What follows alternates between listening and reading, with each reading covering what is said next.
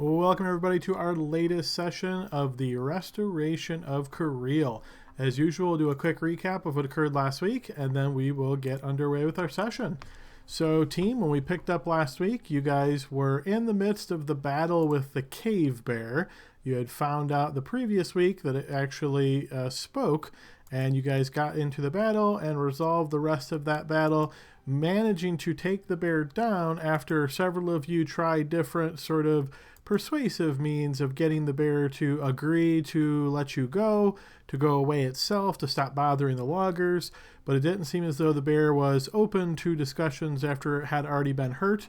So the battle pressed on, but you guys did manage to eventually knock it out and knock it unconscious, and then bind it up with some ropes and those types of things. And then found this journal nearby and decided that with the journal in hand, you were going to read through that, see what you could make of it, and decide what to do from there. So after you read through it, you discovered that it was the journal of presumably some kind of a druid, and it was left here. It made mention to a bear being pulled into its service named Stinky, and that was obviously the bear that you guys had just defeated. And it made mention of going further below, searching for something, though it isn't mentioned by name exactly what this druid is apparently looking for here in this area. So you guys decided to travel deeper into the cave system, looking for this individual and seeing what you could find. As you made your way through the next chamber, saw that there was a passageway to your north, kind of checked that out briefly. There was an upper level there that had to be climbed to through a set of rocky steps. There was this small narrow passage about a foot in diameter leading further, like a small tunnel into the rock, you could say. It didn't look like it was large enough for anything too significant to fit through, but you guys definitely took note of it. Came back, got a little bit separated as Cerilia got a bit out front from the rest of the team, made her way down south to nearby a pool of water, where she was then attacked by a giant frog. Actually a giant bullfrog, in fact. This giant bullfrog wrapped its tongue around her and used it to attack her and dealt some significant damage to her. You guys then filtered in behind, trying to assist her where you could. Had to fight this giant bullfrog for what seemed like quite a long time, dealing damage to it, before you eventually were able to hurt it bad enough that it decided to flee. It jumped into the pool of water. You guys tried to kill it before it got away, but it managed to get away. By some miracle, Cerilia floated to the top of the water here and managed to have somehow survived in the bullfrog's gullet for a period of time. Counting your blessings here, you guys used some, I believe it was some magic to cure Cerilia up, and then decided to continue pushing on your way. You guys went a bit to the west, discovered that there was a sort of a decline that led to a small tunnel, and then you noticed also the larger tunnel continued to the west and to the north. I believe it was Vin who spotted a large bug up on the ceiling. It was a kind of scary looking bug. Took note of that bug, but decided not to go that way, and instead the team went to the south. So this is climbing down this bit of a decline, and as the team went down the decline, turned a little bit of a corner here, they found that there was this large crack in the ground, and there was 2 pitons already hammered into the ground with a rope ladder descending down below.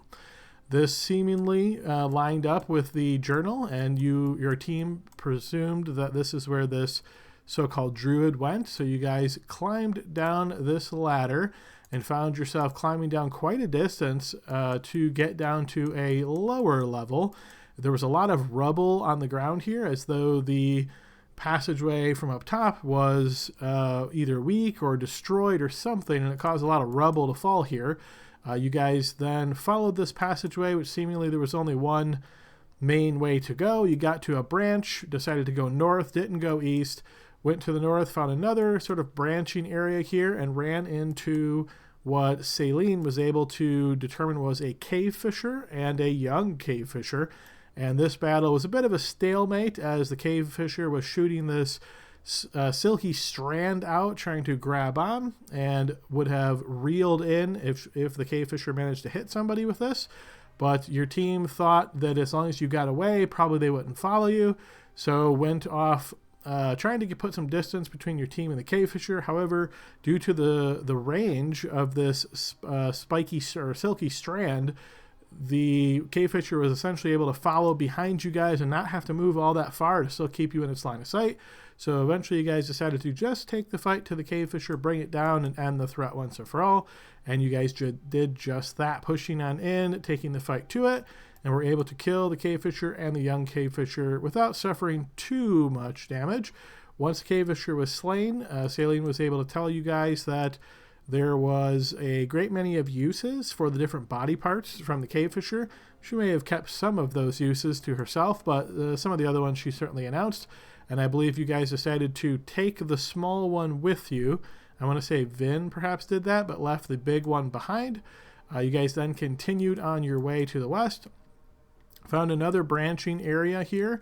To the north, there was an underground stream, and you guys looked at that, decided to stay away from it based on your recent water encounter with the bullfrog, and went off to the west instead. Found another tunnel that narrowed really significantly before seemingly dead-ending, and then took the final tunnel and went around to the north, went to the east, kind of bent down around. Vin was out front at this point in time, and he sort of walked out front and was not able to spot this green slime on the ceiling that fell down upon him and started burning him as though it was made of acid. The team then rushed up to try to help him. He was hurt so badly, I believe he was knocked unconscious, and we had Bairn scraping that slime off of him while some healing was applied to him. So he did take a point of weariness there, but survived this with the scrap. Actually, I think it may have been Taver that scrapped it off because he had to lose an axe and managed to get that off. So yeah, that's my quick recap from 2 weeks ago. Is there anything I missed there, guys, that you would like to add? Yeah, it was my dad's axe. He handed it to me. It's been a family heirloom forever. Throwing that out there. I'm a giver. Absolutely, yeah. That might be a little bit of hey, you owe me kind of thing, right? But who knows? Who knows? Yeah, I have the last thing I have written in my notes here is need to buy Tavern and axe. I think I'm good, brother. I think I think it's okay, but just having some fun with you. Now, this may not be. I don't really have anything, but this might be important for. I think Bill asked if we could search the pockets of the cave dweller, cave fisher. Search the pockets? Yeah. Just playing with Bill for how long now? 3 years? Yeah, just trying to see if maybe it has a 300 gold worth diamond in it. I don't know. Yeah, unfortunately, no pockets there. I wanted to add that in the journal that we found, it made reference to two things. One was an A Dawn Star, which we immediately believed to be Serena's brother, Alistar Dawnstar. And then the second thing I wanted to bring up about the journal was the dates that were listed. It looks like the last entry was, I believe you had told us it was 3 days prior to the day that it was currently. So that means that this may have transpired 3 full days ago. So the guy may not even still be down there. We have no idea. So just food for thought. Yes, good additions. Go ahead and take inspiration for that, Vin. Yes, so Serena may be particularly interested to learn about this item that her brother apparently created and how it fell into the hands of this druid. Anybody else have anything to add? Okay, hearing nothing. I'm just doing a quick check here. So Vin just got inspiration. I show that Serena still has inspiration. Celine still has inspiration. And then let me just check Blixel real quick. No. Okay, so Celine and Serena and Vin should have inspiration starter session. Let me go ahead and dish out some cards.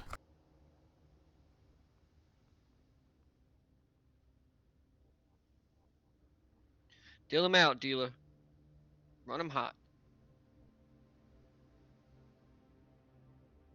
Okay, so everybody should have a card dealt to them. Take a moment to take a peek at that, and I will do the same.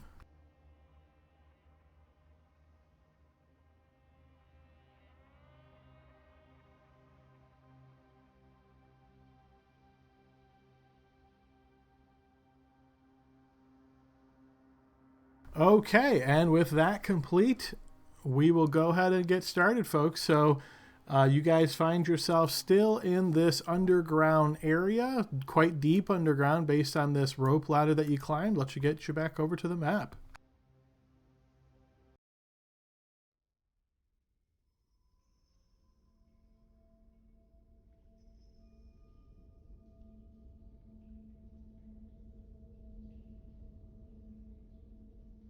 Whew. Are you alright, brother? I believe so. Oof, that stunk. What do you guys want to do? Keep trudging around here, or get up, get some fresh air? The air's Well- fresh down here. We don't know how long this goes down.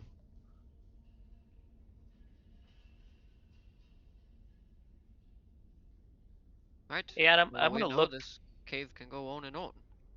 So can I take particular note of the ceiling? It's dripping from the ceiling, right? So whatever's on our map, if I look up, that's where the acid's dropping from.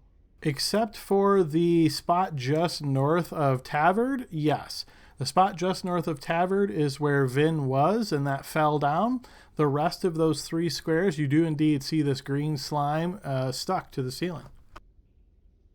Is it dripping from the other locations, or do I feel like it was activated by motion or something like that? It is not dripping at all. So based on, I'm trying to remember, I don't know if we did a check on this. I feel like we did a check on this last week about who knows about this. I don't remember who made it. I know at least somebody did. But yes, a green slime is a pretty common occurrence in caves and dungeons. Generally, it's not really a creature, so don't think of it as like a monster, like an ooze or anything like that. But it detects heat down below it, so life you can think of it as. And once it detects that, all it can really do is fall.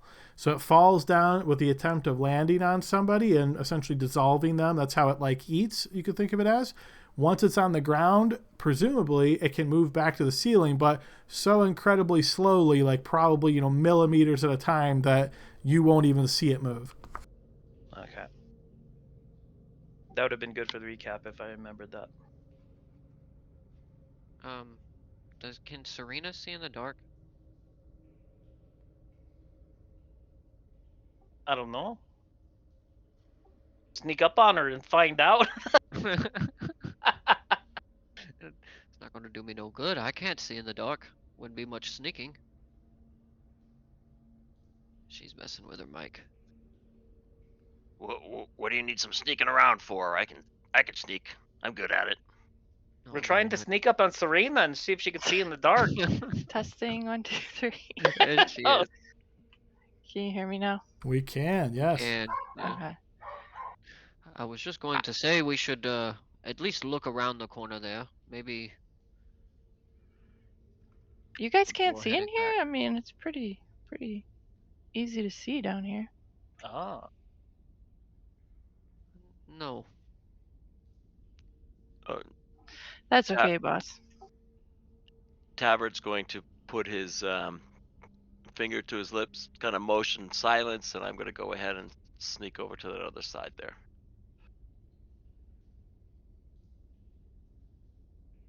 Adam, do you want me to roll a stealth check or anything? Yes. Go ahead and give me a blind check.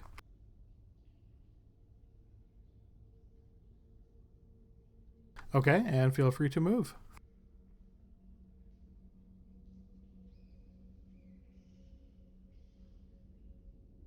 As you're making your way over to here, Tavern, moving as quietly as you can, you manage to spot more of this green slime on the ceiling. Alright, I'm going to head back to the group. More of that crud up on the ceiling. I think if we come down here again, we're going to need to wear some helmets. Hey, Adam, is there a way, I don't know if there's a way, but I'd like to look at the green slime and see how it broke off. Is it able to detect that maybe if the other slime, that another heat censored living thing activated the slime in the ceiling, that we could maybe trace someone's steps, kind of thing. That's my idea.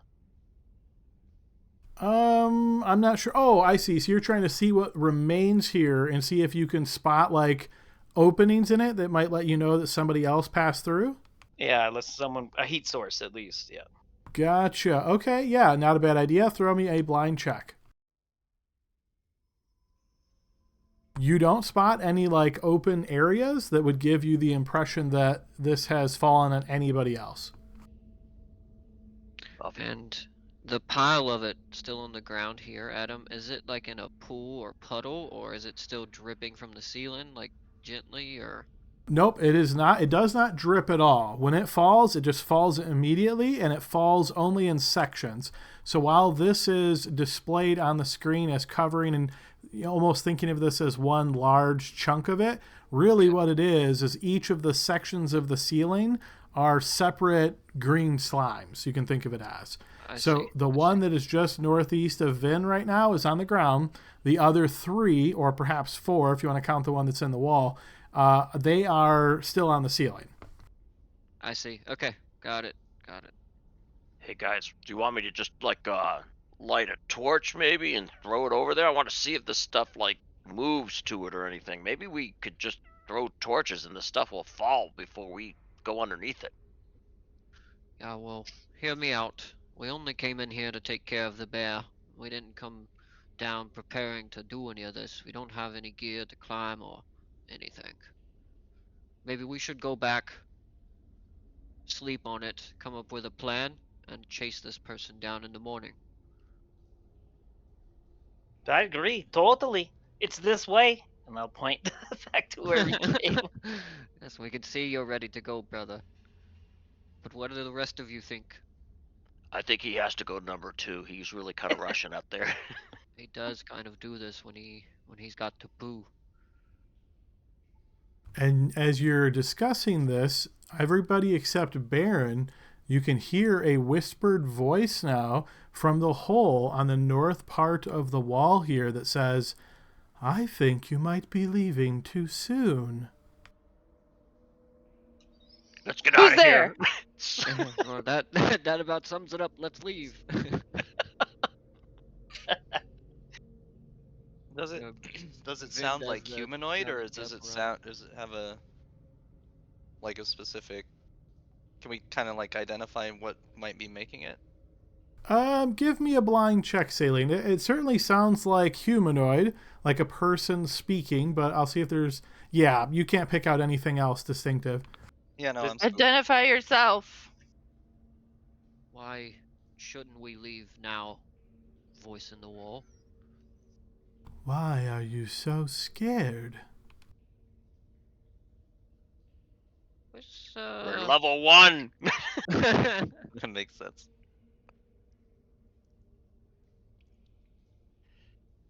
We aren't scared. It's just we're new to this.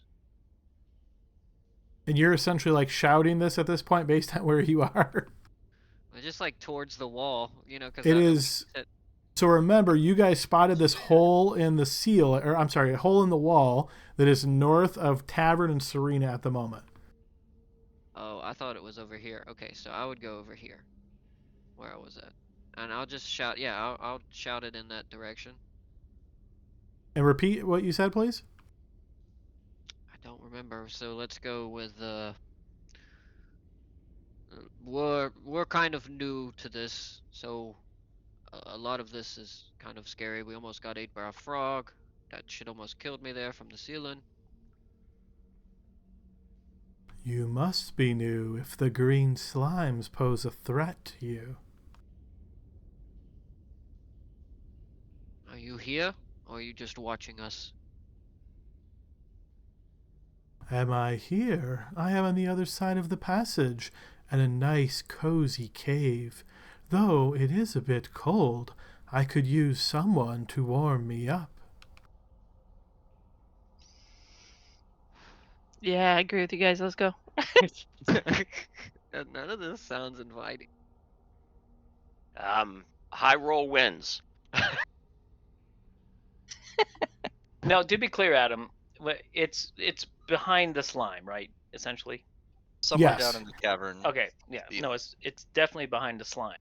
I think we can all agree that if Blixel were here, he would want to go keep this Yeah. person warm. Oh, I love it. I love that Libby's the one making this call. Let's send him down the And hole. she's not wrong.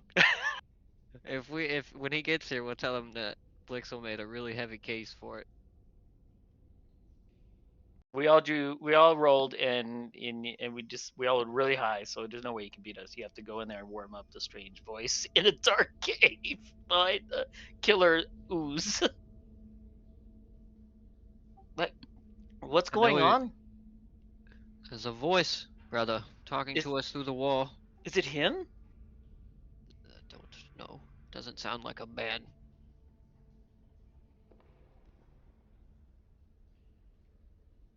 Of course, I don't really know.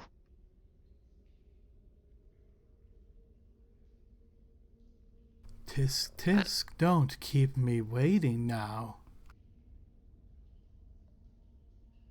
Are you that druid that the bear was talking about? Oh, so you've encountered Stinky then. Yeah, him and I go way back. We're friends now. Do you need me to roll a deception? I don't think so. I think that was pretty easy to see through. We met him, and we may have knocked him out, but he's not dead, if that's what you're worried about. That is good to hear. I quite enjoyed his company. I believe you have something that belongs to my family. Is that so? Well, you will have to be more specific, my dear. Just a little wood carving. I'm curious where you picked it up. Interesting. So you are related to the wood carver then? That's right. I presume then you have read my journal. I have my have it. sources. You hear this sort of low, mirthful laugh. Did we take the journal, guys? I don't think so. I think we read it and left it there. I don't remember anyone saying they picked it up. I'll second that. I didn't put it in my inventory. I put baby cave fisher in my inventory. I remember I removed it from the map. For some reason, I thought Vin had it, but if you want to say you didn't, I'll just put it back where it was. Yeah, I didn't put it in my inventory item, so this would be one of those times where I'll say I didn't pick it up, because I Fair try enough. to be good with that.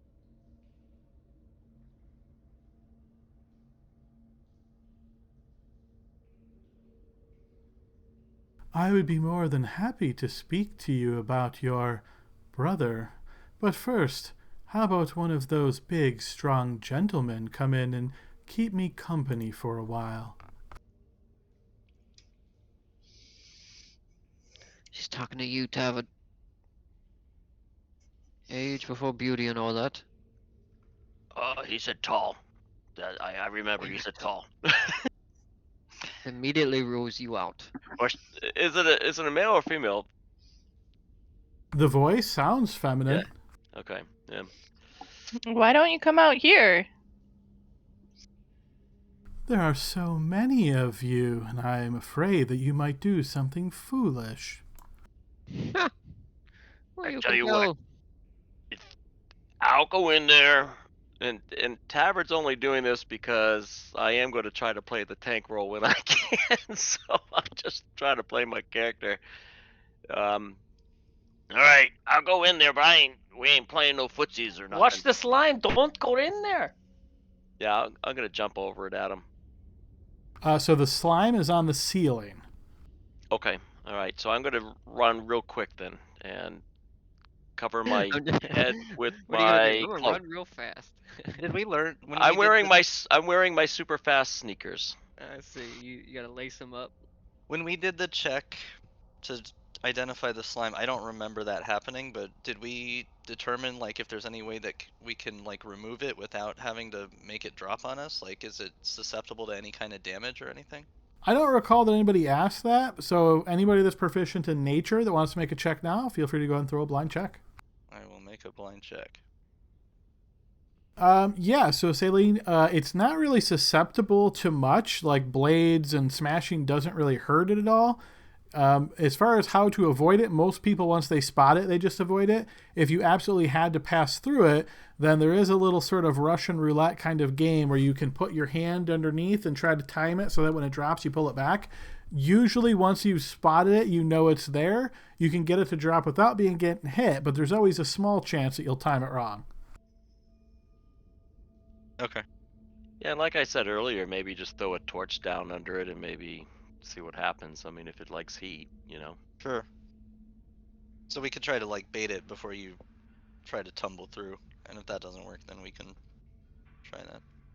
And So what does Blixel do next? I'll hand over my torch to Tavard there, Adam, and scoot back a little bit. All right, and as you guys are making this arrangement, you hear the voice speaks once again. I hear caramel on your tongue. I must say, I've never been quite fond of your kind. Not really the eye of my beholder, if you get my drift. Beggars can't be choosers. Oh, but I am far from a beggar, my dear. I have courted many fine men. I'm not going in for none of that stuff. I've got a girlie. I'm just going in to check the coast is clear for my friends. The coast is not clear, and should you come in here after I just told you I'm not interested in you, you will find a very chilly reception. I'm gonna whisper. That's just All right. beef. Blixel, you're up. All right. It's my time to shine here. All right. This is You're your right. moment. This is your God. moment. So The what bard. what are we dealing with here? A mysterious voice coming out of a hole in a cave. She wants a big strong man to come and comfort her before the rest of us can come in. And as a recap, the 3 squares is on the ceiling. We think it's heat sensitive, so if you just wave a torch, it might drop. You don't need to put the torch on the ground, but some heat activation may let it drop from the ceiling, and then you could go across. But don't walk across there. That's been our 10-minute banter as a catch up. Ah. The Well- hole is right here. Hello there, pretty lady. My name is Blixel. Am I your type? I must say I don't recognize your accent. Where are you from, lad? Oh, I've traveled around here and there. I was from, further away, Canasi lands. Oh, how intriguing. Are you big and strong? My mother says I am, but I mean, I'm just sort of medium, I think. You hear this sort of mirthful laugh once again. Honesty, that is a trait that is far too rare in these parts. Yes, you may come in. Okay. Are we gonna make out? That God. depends on what you look like once you enter. Okay. Just me though, huh? Nobody else? You're not into. I'm not really into the group thing. Okay. What a shame. Blixel looks nervously at everybody else. He's like, And just for a reminder here, Blixel, since I know you just hopped on, there is still green slime on the ceiling here, and your team was just discussing ways of trying to get past it without any risk. yeah. Excuse me, miss. Is there a way for me to get through to you without the slime getting on me?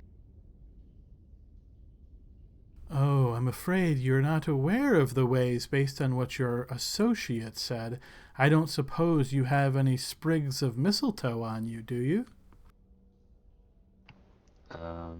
He like pats his pockets. He's like, oh, I'm plumb out of mistletoe. But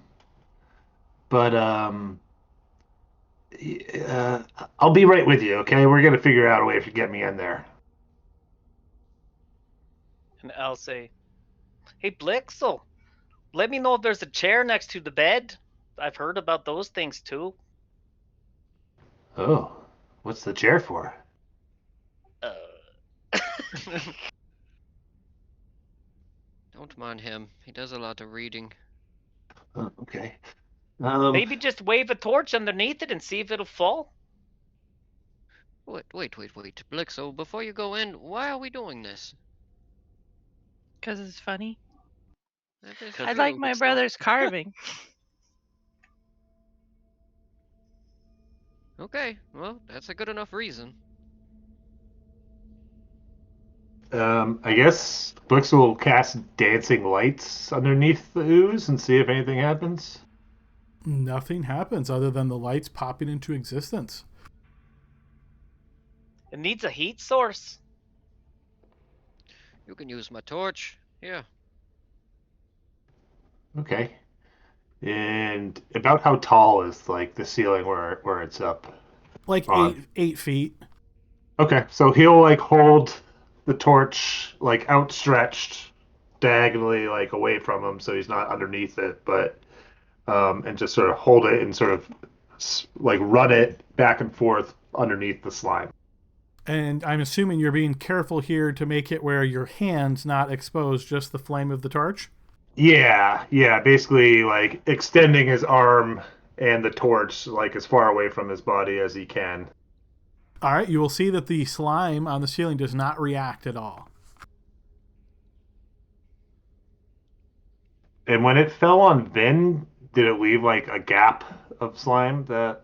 It did, yep. So the northwest piece, so the one spot that is right here is actually on the ground at the moment. Hey, Vin. Oi.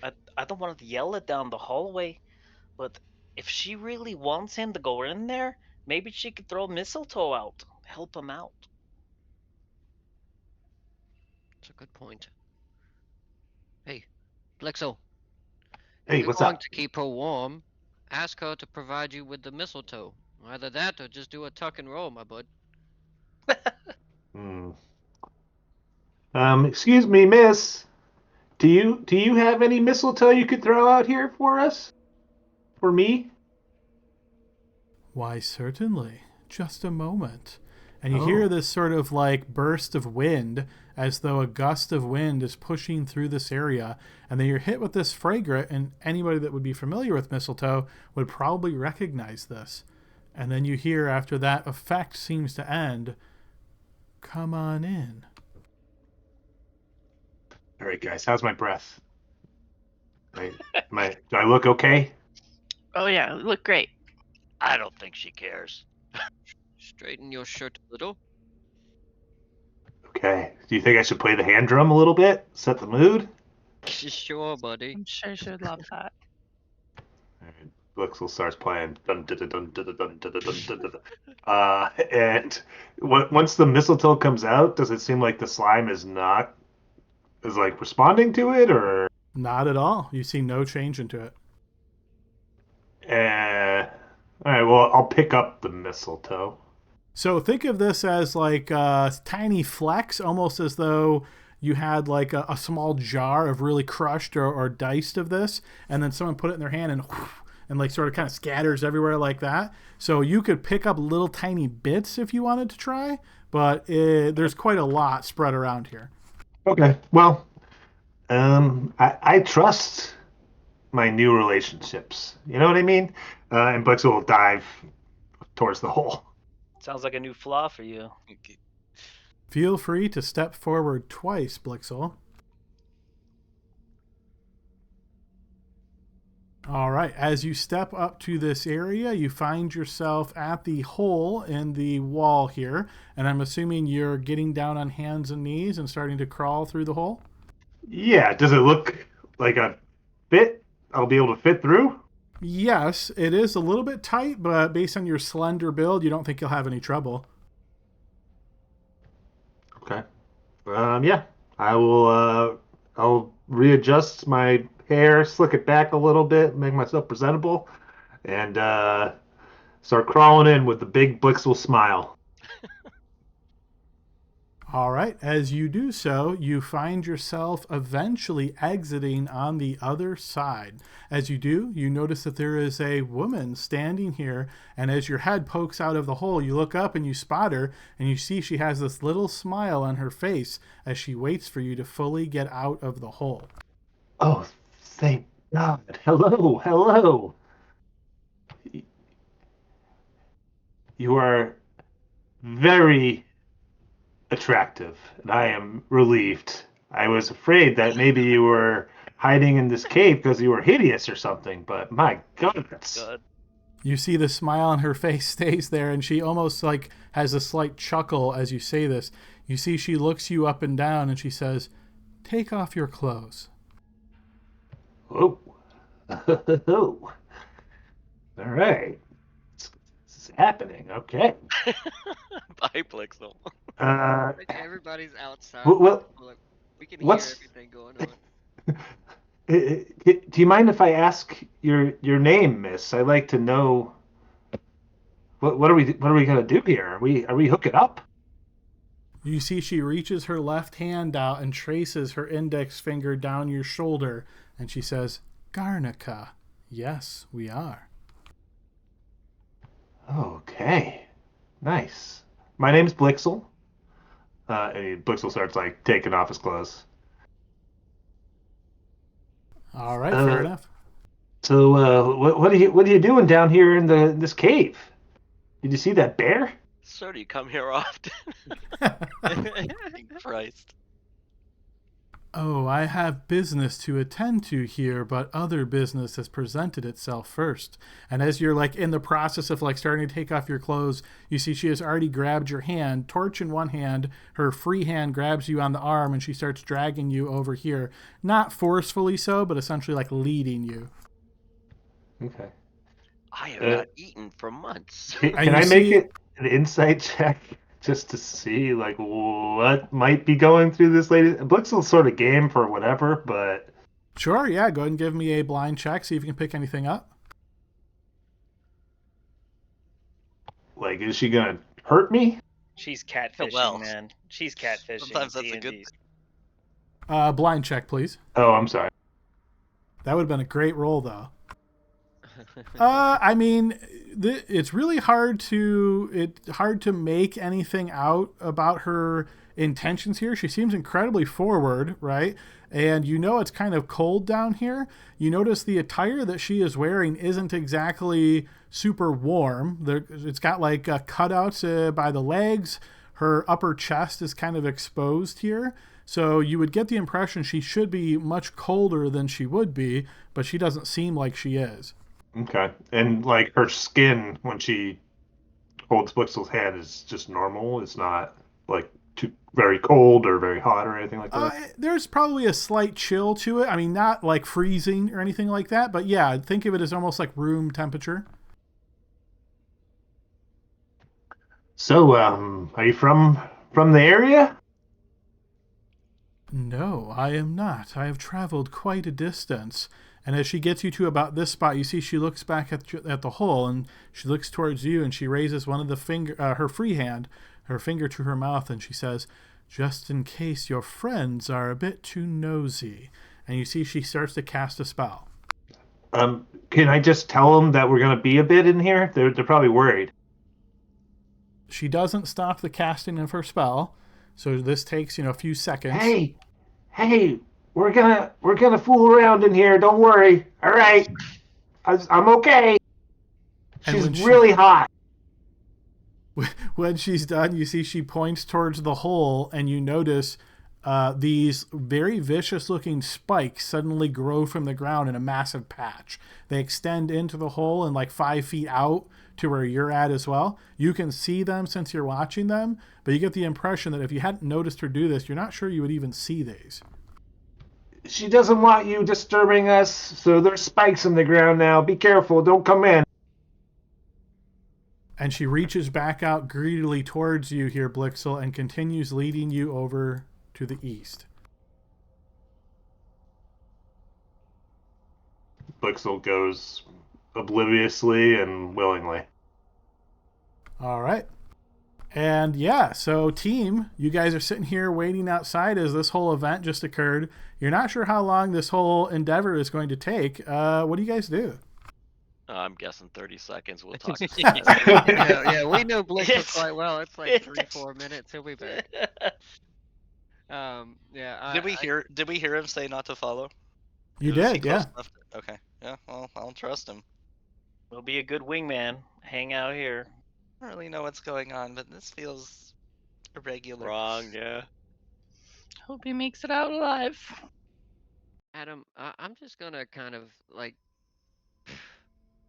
I'm gonna leave I know I'm carrying the torch, but I'm gonna leave it back to like where I was, and I'm going to like hands and knees crawl over the mistletoe and see. Oof, I don't know if I want to go. Nothing happened when Blixel went through, right, guys? I don't know what you're doing. Just gonna listen. He said to let him handle it. Maybe we should just wait a bit, and if he starts screaming, then we can reevaluate. Although even that might not be indicative Maybe of... too late. So yeah, you want me to listen or not? Yeah, I think we should. I mean, not as pervs or anything, but I'm just thinking safety first. And Adam, can Blixel like sort of scan the room to see? He's looking for common interests that he can talk about. Something on our bedstand. I have a chair in my room too. It Oh, is you like pretty, bed, War so- and Peace. I read War and Peace in college. it is pretty sparse in here, Blixel. You will notice that the torch that she had in her hand as she leads you to this bed, she sort of drops it on the ground. So you get the impression that she probably can't see in the dark. As far as looking around the room, you do notice that there is a fairly comfy looking large sheet that is spread out here, and like a straw-filled pillow is at the top of this. There is also a burnt out torch that is on the ground nearby. You can see off in the corner of the room there is a bag that looks like it contains various supplies. Based on the bulges in it, you see like other torches you're presuming are in there. You get a small hint of like oil. So you're guessing probably some variety of adventuring supplies, but you don't get the impression that this is like her home or anything. It looks like she found this area and just chose it because it looks fairly secure. So far, you've only seen that one entrance. You haven't seen any exits. That's a cozy bed. Aren't you like cold down here? You don't. I don't mind what you're wearing. I'm just telling you, but I'm like a little cold myself now. Excuses. She says, no, I am not. It is much colder where I am from. And you see, like in a flourish, she pulls on this cord at the back of her strap, and you see her clothes essentially just fall straight off. And with this, you see she just starts leading you right down, and you're pretty sure you know what's happening next. All right. Well, I mean, Blixel does it. You know, I'm not gonna role play it out. But... Absolutely right. Yeah, as I was saying, we're finding our fade to black spot, and I think we just found it. So rest of the team, as you guys are outside here, I heard you say, Vin, you were perhaps wanting to try to crawl through this or something. Have you decided against that? The slime is scaring me. What I wanted to do was just be close enough to hear any kind of screams for assistance. Gosh, no matter how you put it, it sounds creepy, but you know what I mean. If he needed help, if he was under attack, there's no way you can say it without it sounding a little weird. But yeah, sure. When That's what you want. When That's Blixel kind of ran under the slime, it seemed to not react, right, Adam? Correct. So can I'm just going to trust it again, but I'm going to move a little fast too, and I'm going to try to skirt underneath, but I want to stand to the like side of the hole and just kind of lean against the wall. Okay, yeah, you don't see that the slime reacts. Okay, cool. But he didn't establish a safe word yet, so how do we know if he's really in trouble? Blixel has no safe word. Oh, okay. That's why he didn't tell us one. Yeah, we'll just have to trust that if we hear help, it means he's dying. All right, so safe to assume, team, you're sort of waiting out here until something else occurs, or you hear something, right? Very awkwardly, but yes. So, yeah, kicking your feet, looking around, scratching the back of your necks, trying to figure out what's going on here. Wondering what's wrong with dwarves. Yeah, those kind of things. Yeah. Blixel, go ahead and throw me a blind check, please. Serena's like, Roll don't a worry, performance Tabard. I roll. think dwarves are cute. Thank you, ma'am. Is it blind checked if he knows that he's got her pregnant, or what? Like, Not exactly, no. I was thinking it's his performance check, you know.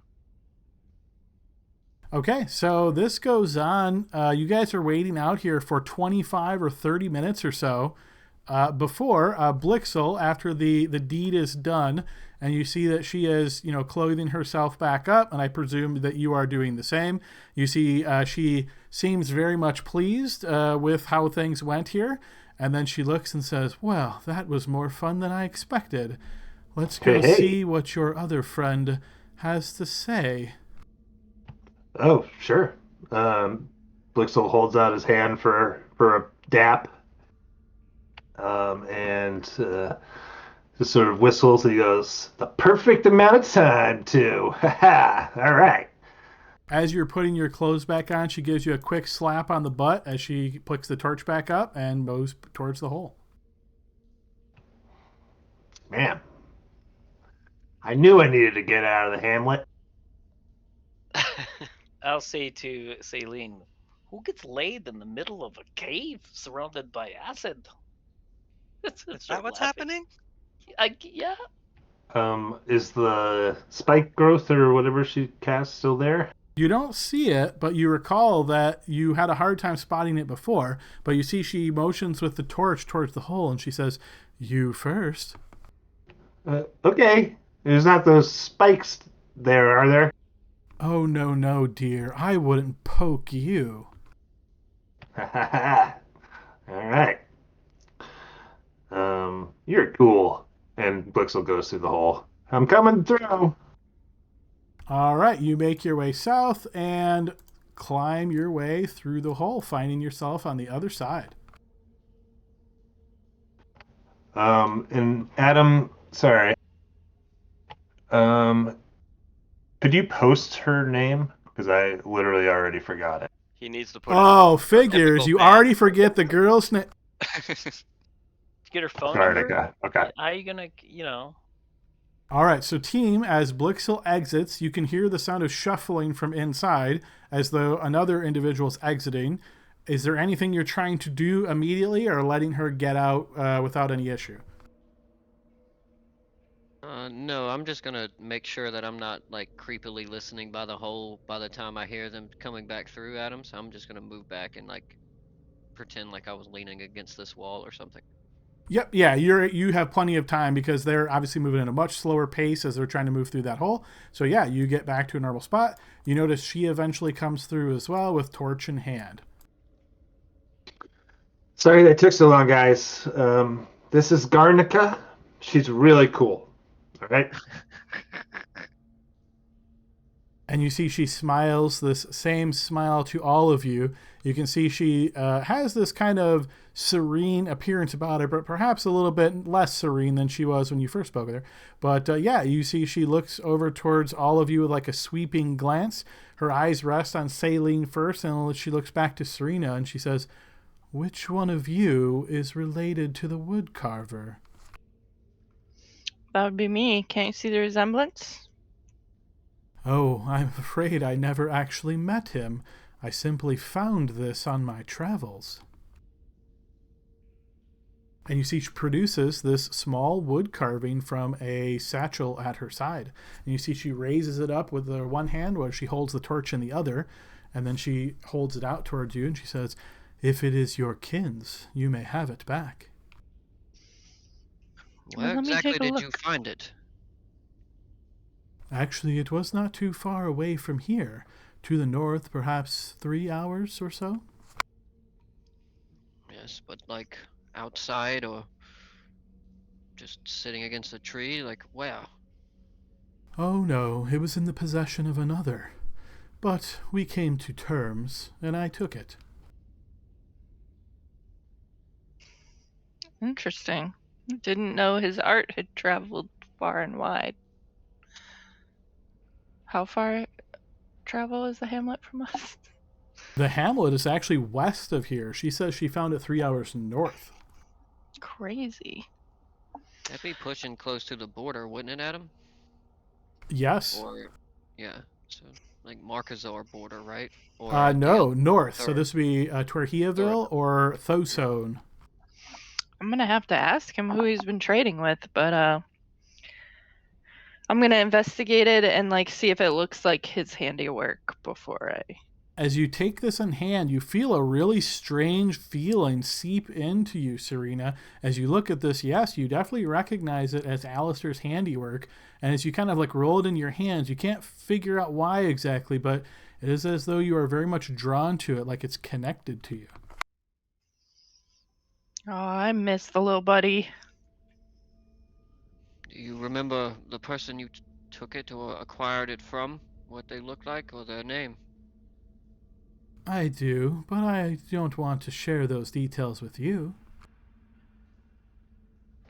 Well, Garnica, how much did you pay for it? Because we'll pay you back for it. Oh, no worries. You have already given me quite enough. High five. She doesn't do that. She just looks awkwardly at your raised hand. Oh, okay. Sorry. Just joking. Thank you so much for sharing it with me. It's really nice to have a piece of home with me. You are quite welcome, my dear.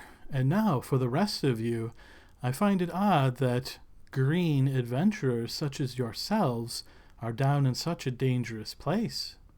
Why are you here?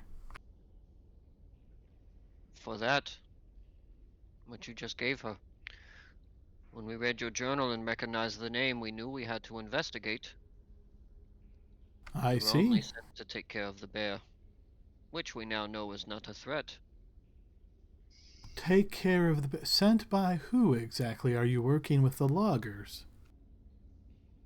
It's no concern of yours, just like your mysterious acquisition of this figurine is no concern of ours. Either way, we mean you no harm. We just wanted to get our figurine back, and your journal is where we found it. But if you could keep the bear away from the loggers, that would be nice. It would help our case in telling them that there's going to be no harm from your Stinky. I'll see what I can do. Hey, Adam, do we see any religious symbols on her at all? Blind check there for that tabard. Yeah. Do you want your journal back, Garnica? I would take it back, yes. Huh.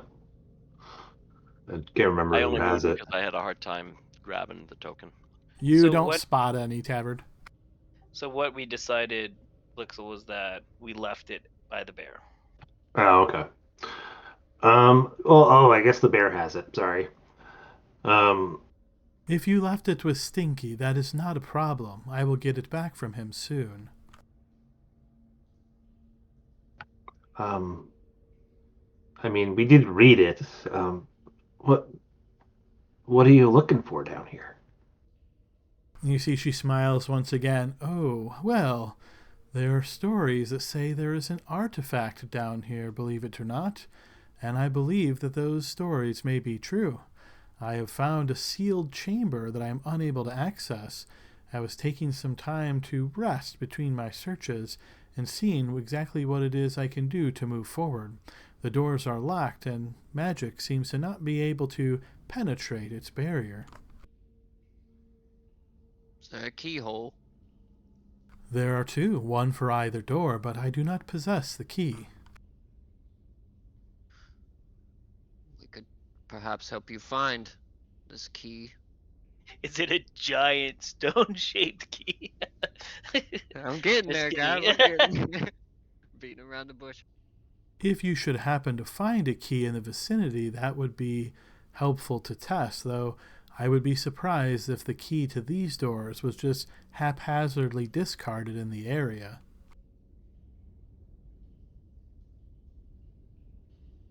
You said you're 3 hours from the north. Are you from Torville? No, that's where I found the figurine, but I am from far, far to the east. I see. So you hold no allegiance to any of the druids or guilds around here? None whatsoever.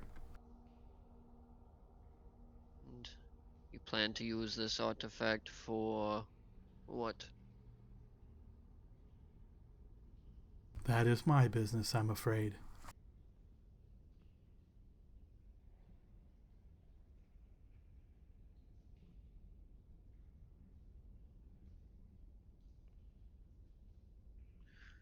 Well, we mean you no harm, Garnica.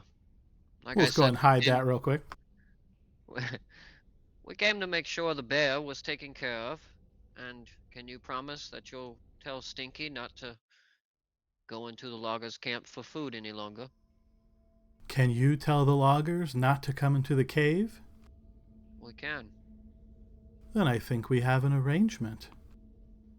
Especially when they see us drag this corpse of this cave fisher out. Tell them there are a few more down there. Well, easy peasy. Are you gonna be here for like a few more days? It depends on how long it takes me. I could be, possibly. If you're interested in Brown too, feel free to come back. All right. So, I think we need a rest. But will your bear attack us? Can you tell him not to? Not telepathically, if that's what you're saying, but if you wish to wait here, I can make my way back up and see what is the status above. I would definitely appreciate it. Is there any about we go other with reason we you? have to be down there? Yeah, why don't we just go with you? Okay. Starstruck.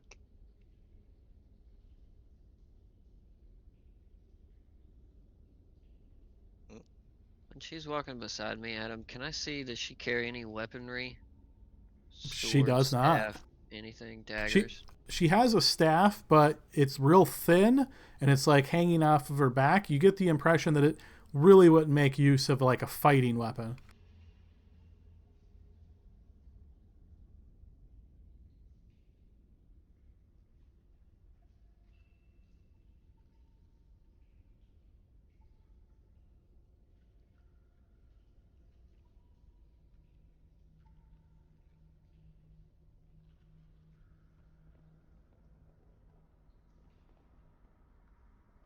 Blixel's just smiling at everybody. I'm leaving that part out of the journal. Oh, yeah. Don't worry. I'm gonna make a song about it. I think. And my first time was with this goddess in the cave. First time. What? Yeah, we all know, buddy.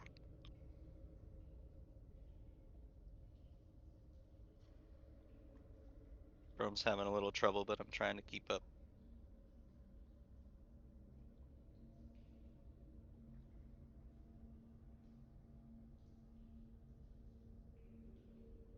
Oh ho ho! X marks the spot. Blixel, you actually just stepped on the X. I'm going to move you back. Oh man. Oh no. There's no X there. There is on the GM layer that you can't see. All right. So as the team is moving on, as you get to there, within 15 feet of that watery area, you notice suddenly as a shape leaps out of the water. It is quite large, in fact. I already pre-rolled all of these. Everybody is surprised by this except for Vin. So Vin, you would spot this as well coming through. So I'm going to put us into initiative order. It's the frog, and he's got my damn dagger in his back. I'm taking it back. Doesn't look like a frog. Okay. Looks worse.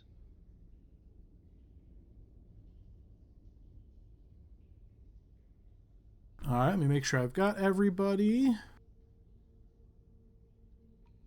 You forgot the. Oh, you put the druid lady in there. Good. What about me? Yeah, you were so far away, I didn't have you yet. You are now in there. I will put her in, but I don't know if it's going to matter. She wants to protect Bixel, doesn't she? Hey, yeah, this is a gift that keeps on giving. Yeah. This was Yeah. clearly not love, so Nope. he's a goner. Garnica! Well, I guess I'm surprised. You are indeed surprised, yes. And unfortunately, the creature goes first in initiative. And on top of that, it has a special ability called Lunge. I love it when Adam says, on top of that. He gets so Yes. excited about it. Yeah, it's rare that like these work exactly the way worse for the players. Not that that's a good thing, but you know. Okay, so yeah, Blixel, you notice the creature essentially leaps straight towards you to attack you, and it leaps out, and you see as it does, you would sort of expect with this creature that like its jaws, based on how big it is, that's what it would grab you, right? But instead, you see it's actually trying to swipe its claws at you. So I'll need you to give me a defense roll, please.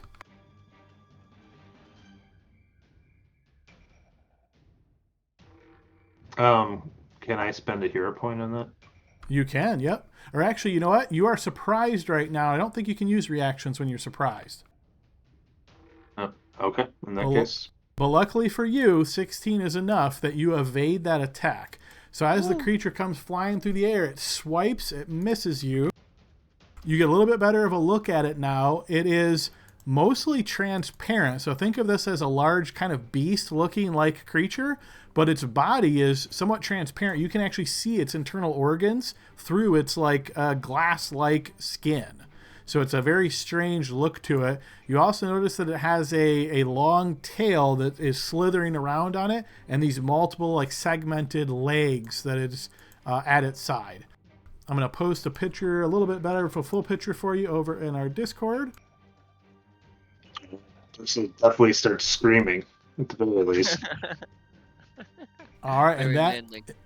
So Baron is surprised, who will skip his turn. Saline is surprised. Serena is surprised. Tavert is surprised. Garnica is surprised. Vin, you are not surprised. You get to act in this round. All right. Seeing it all happen, I'm going to shout out, monster! And I'll drop my torch and draw my short bow at him, seeing that Blixel is kind of face to face with it, and I'll take a shot.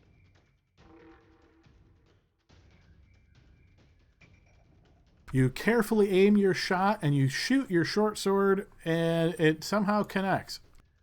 Sorry, I don't know why. I hit short sword instead of short bow, but I meant to click sneak attack over bless. I'm sorry. No worries. I That think is good they're the enough to hit, exact even same. with cover. Okay, yes, that arrow punctures into the creature, wounding it. And I'm gonna move back. If you want to put that torch where I was at him. So you're dropping the torch to the ground? Yeah. I can't hold a torch and a bow, you know. Right, so I believe you were here. So you remove the light from yourself. Let me go apply a light to the torch. Okay, we should be good. Anything else, Vin? I'll go there and end my turn.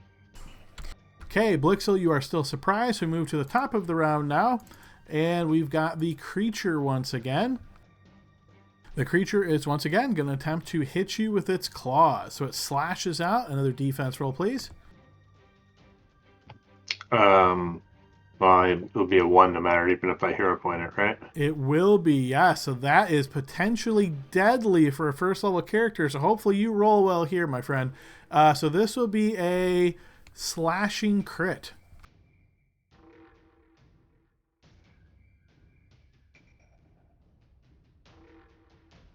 Okay, so this is Oof. true crit That's plus the, quite- remember our crits are more deadly now. So that's a true crit plus a bleed. So okay, let me go ahead and throw that.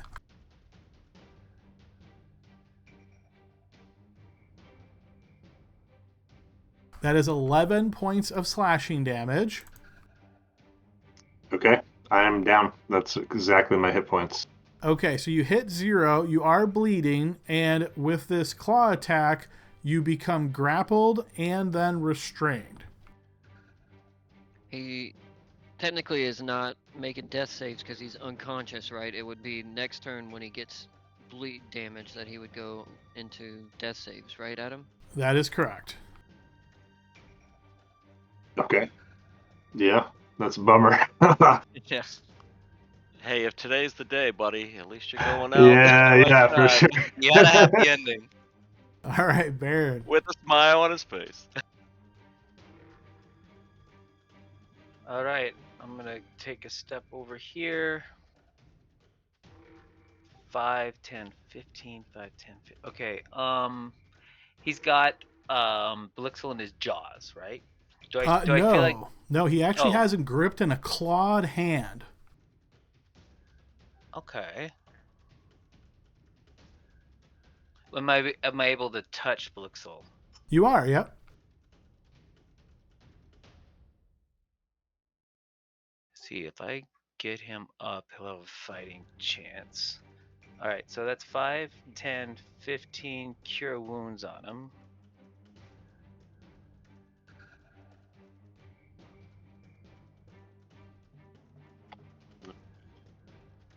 Okay, so Blixel, you get 9 HP back, and I'm going to go ahead and apply 1 level of weariness. And I did this riskily because I did remember Adam say something about 15 feet. But while I'm here, I'm going to say, Garnica, you got the help! Your boyfriend's in trouble! And that's my action for the cure wounds, so I am just I'm just gonna have to take the opportunity attack. 5, 10, 15, 15, 20, 25. I think it was I there? Yeah, I was there. Okay, yep. 5, 10, yeah, okay. That's my action. And I'm gonna, yeah, I can't yell again, but you guys probably hear my voice, those who are too far behind. Anyway, I'm hoping for that, and I will end my turn. Okay, Saline, your turn. All right, I hear the direction of the shouting, right, from behind me? Yes, it echoes through these Okay. cavernous tunnels. Oh, God, here we go again. I will go 5, 10, 15. I see it. So I have sightline on it. I see the edge of what I think is Blixel. It's somebody. But he is alive and kicking, so I'm gonna aim a Sacred Flame at it and hope that I hit him. Okay.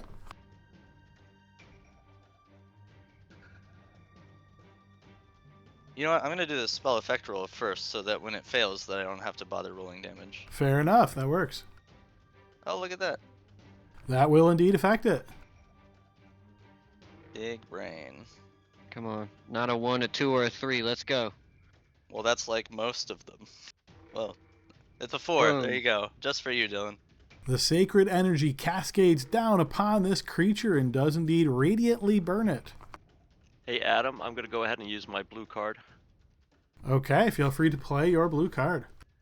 Nice. Nice. Okay, so you're applying a damage boon to that effect. So when you or an ally hits a creature with an attack, increase the damage dealt by proficiency bonus d6s. So you spent Nice. this on Saline's attack. So Saline, please roll 2d6, and we'll add additional radiant damage to the creature. Okay. Getting a 7 in Hey, there. just whatever it takes, Yeah. a little at a time, For right? sure.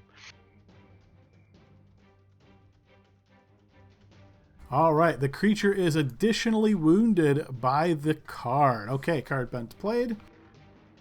Anything And else then- on your turn, Saline? I'm gonna move the remaining 15 feet back around the corner to open up the path for the others. Okay. And that is my turn. Serena, back here in the cave, probably were staring at this wooden carving, maybe got a little bit distracted as your teammates walked ahead of you. Your turn.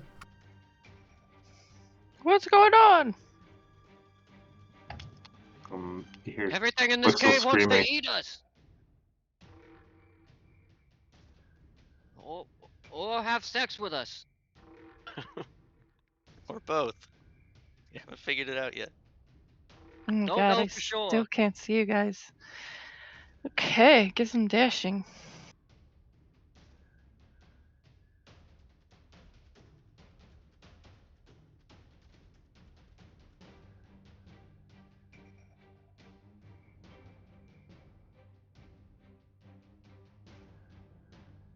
Damn. I'm throwing out this computer because this is crazy. Time You for gonna an throw out your upgrade. work computer? All right. Yep.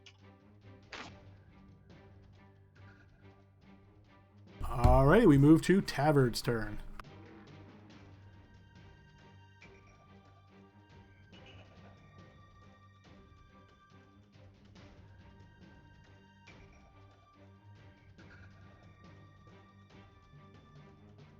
All right, I dashed at him, and I will use my words of yelling at this creature. Come get me! I'm better meat, whatever. Yeah. Blixel's a little empty right now. Alright, you will notice Saline as Garnica, hearing this, turns and walks briskly, moves as quickly as she can as she turns the corner and kind of narrows her eyes in that direction. Vin, your turn.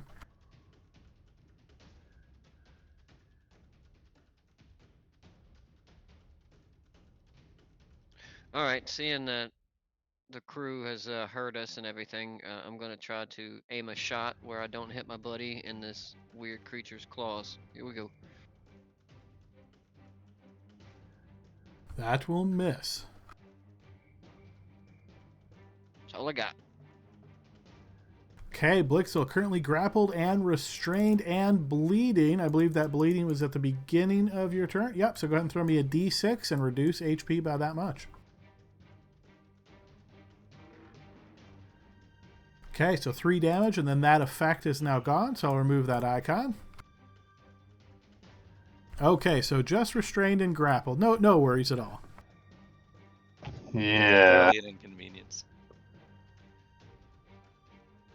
Can I use an action to try to break out of it? You can indeed, yes. Okay. You can Yeah, I'll make do an that. athletics check or an acrobatics check, your choice. And you can roll that publicly. Let's go acrobatics. Yes, you Nice. managed to wiggle out of the creature's grasp. He's slippery right now. I'm all limber. He Blixel, definitely did some stretches before he got here. he stands up. And that was his action, so I don't really have a bonus action. So I guess I draw my sword. Okay. And I go, hey, relax, go back in the water. That's the end of my turn, because I don't want to get hit by it. But All right. Persuasion Somehow it check. doesn't pick up on relax, and it is going to attempt to hit you with its claws once again. Another defense roll, please.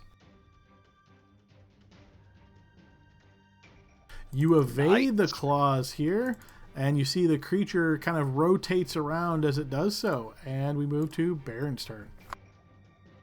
Alright, I'll peek around the corner again. I can see him pretty clearly from here with my EBB and would he have cover? Yes, absolutely. In fact, from there, even though you can see him, I doubt you can actually shoot. Yeah, there you go. He'll still have cover, but you can take a shot at him. Yeah, I'll do this here. And let's let it rip. That Let will me miss. do this. I can do it after. You can, yeah. If you're spending a hero point, yeah. With a 418, that will hit. All right, your ray strikes into the creature, wounding it once again. Alright, so I'm gonna move back around and get closer to the wall.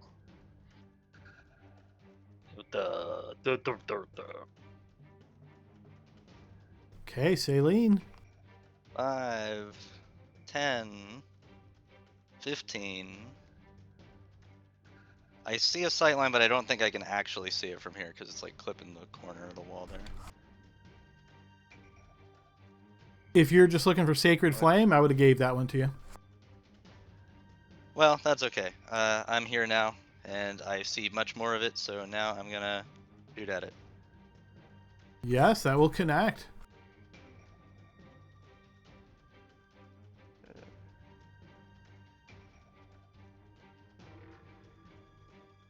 Once again, the sacred energy wounds the creature. And 10 more feet back.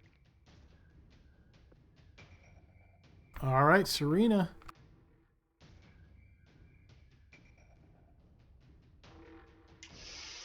Oh my god. It's so far away.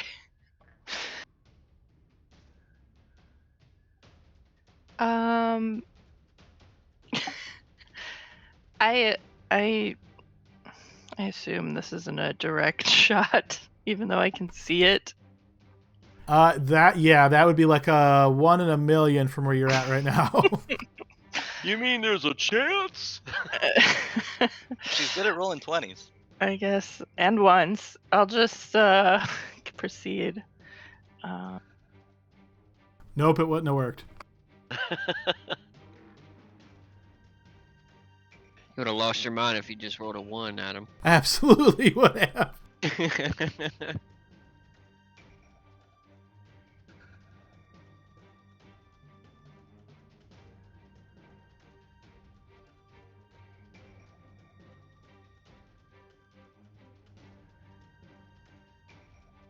Does that look cool?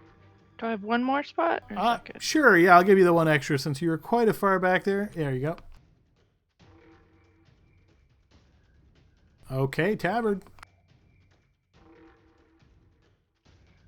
Leave my lucky friend alone.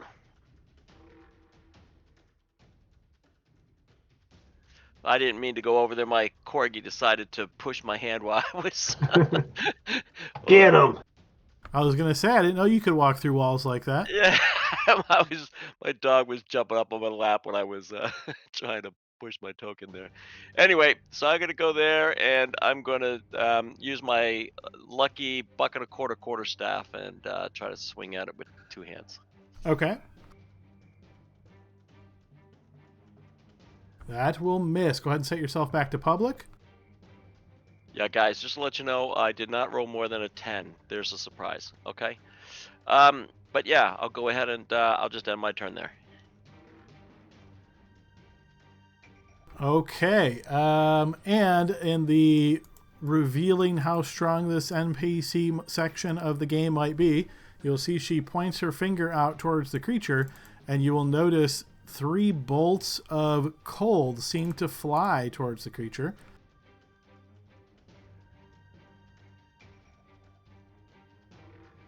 It will be hit all 3 times.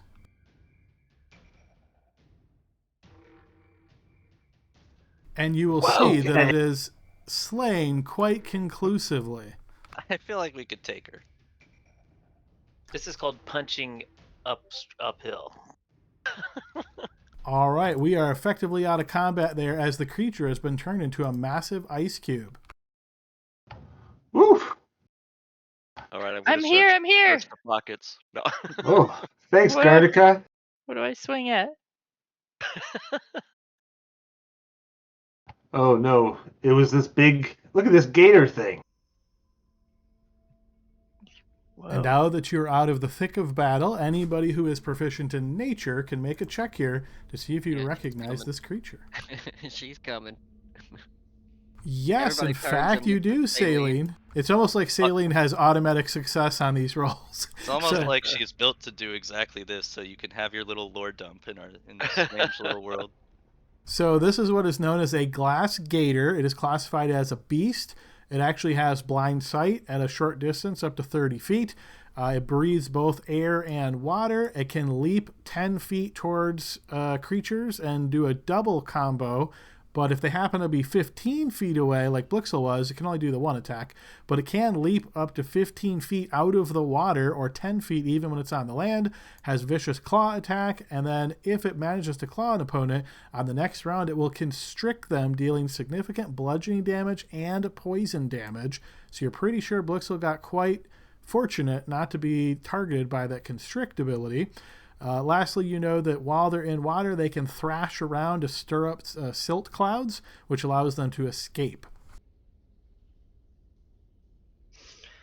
Yeah, that's a scary one. Now do you see why we brought you, Saline? Why, so I can tell you all about what horrible things would have happened to you? when you put it like that, it's not as pleasant. My goddess protects me. I knew I was going to be okay. As you're approaching, you notice Garnica says, "Perhaps we should stay closer together now." Some of I'm us have better trying. computers than others. Lagging. Is it fair to say, Vin, you picked your torch back up? Yeah, I relit it on my character token, Adam. Yep, just wanted to remove it off the map there. All right. So Garnica grabs onto her torch and continues walking forward. I'm gonna wait until Saline catches up and is walking beside me, and I'm gonna whisper and say, "Have you ever seen magic like that? She froze it solid." I mean, no, but we knew she was powerful if she could awaken a bear.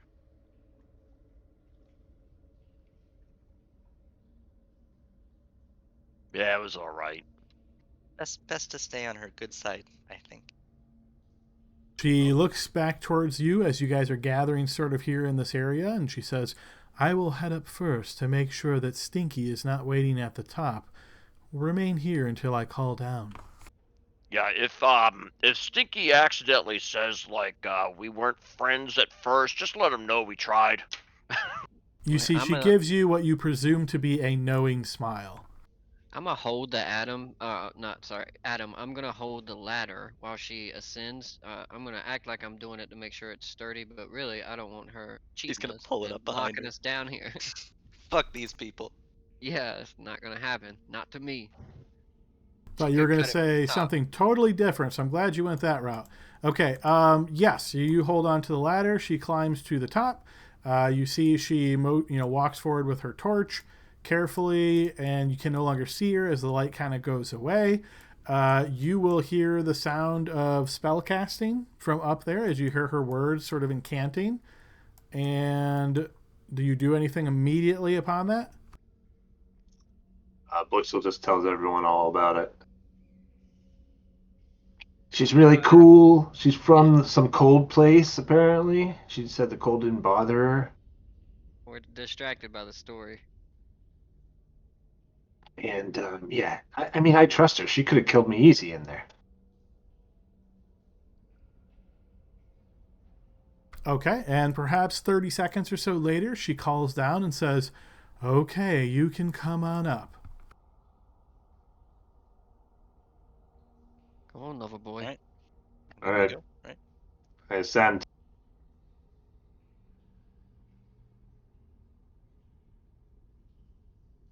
All right, is it safe to say everybody's ascending?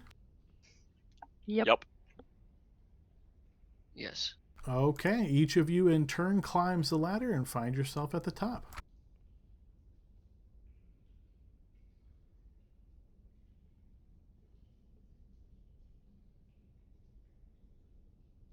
As you turn the corner here, you notice those bugs, at least one of them that you spotted before. There's actually 4 here, and you see all of them frozen.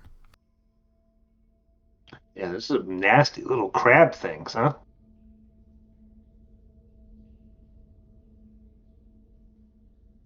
As you take a better look at them, Saline, it's hard to make out much details because of the block of ice, but you're pretty sure these are what are known as giant assassin bugs.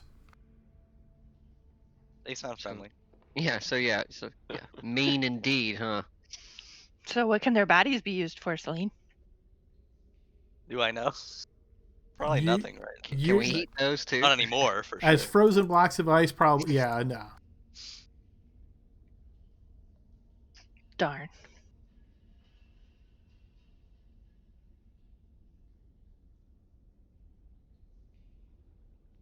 Where you going, Vin? I don't remember how to get out of here.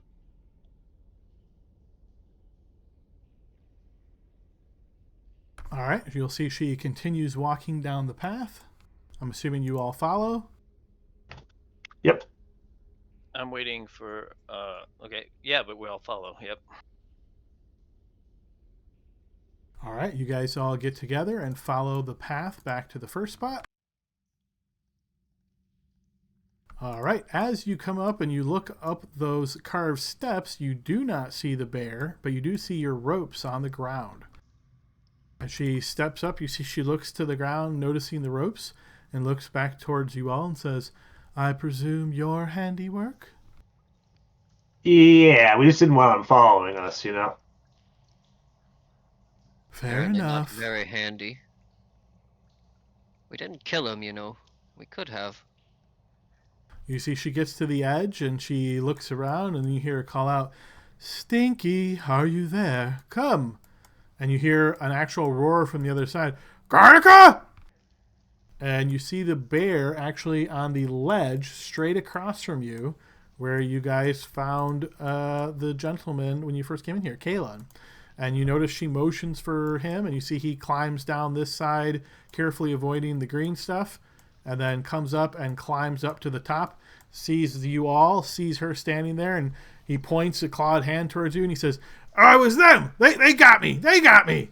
And you see she pats him on the head with a gentle hand and says, It's okay. Don't worry. They will not harm you, Stinky. I will let you know that you can trust these individuals as far as you don't have to stop them from moving backwards or forward in this area. You understand? And you see he nods. Okay. And you see she looks back to you all and says, Stinky, I was told that you went into the loggers' camp and tried to take some food. And you see he kind of like puts his head down and it seems really weird, but the bear has like this like bashful look on his face suddenly. Well, I was really hungry and there wasn't much here. And she says, I see. I will make sure that you have food here, but I must ask that you do not do that again. And okay.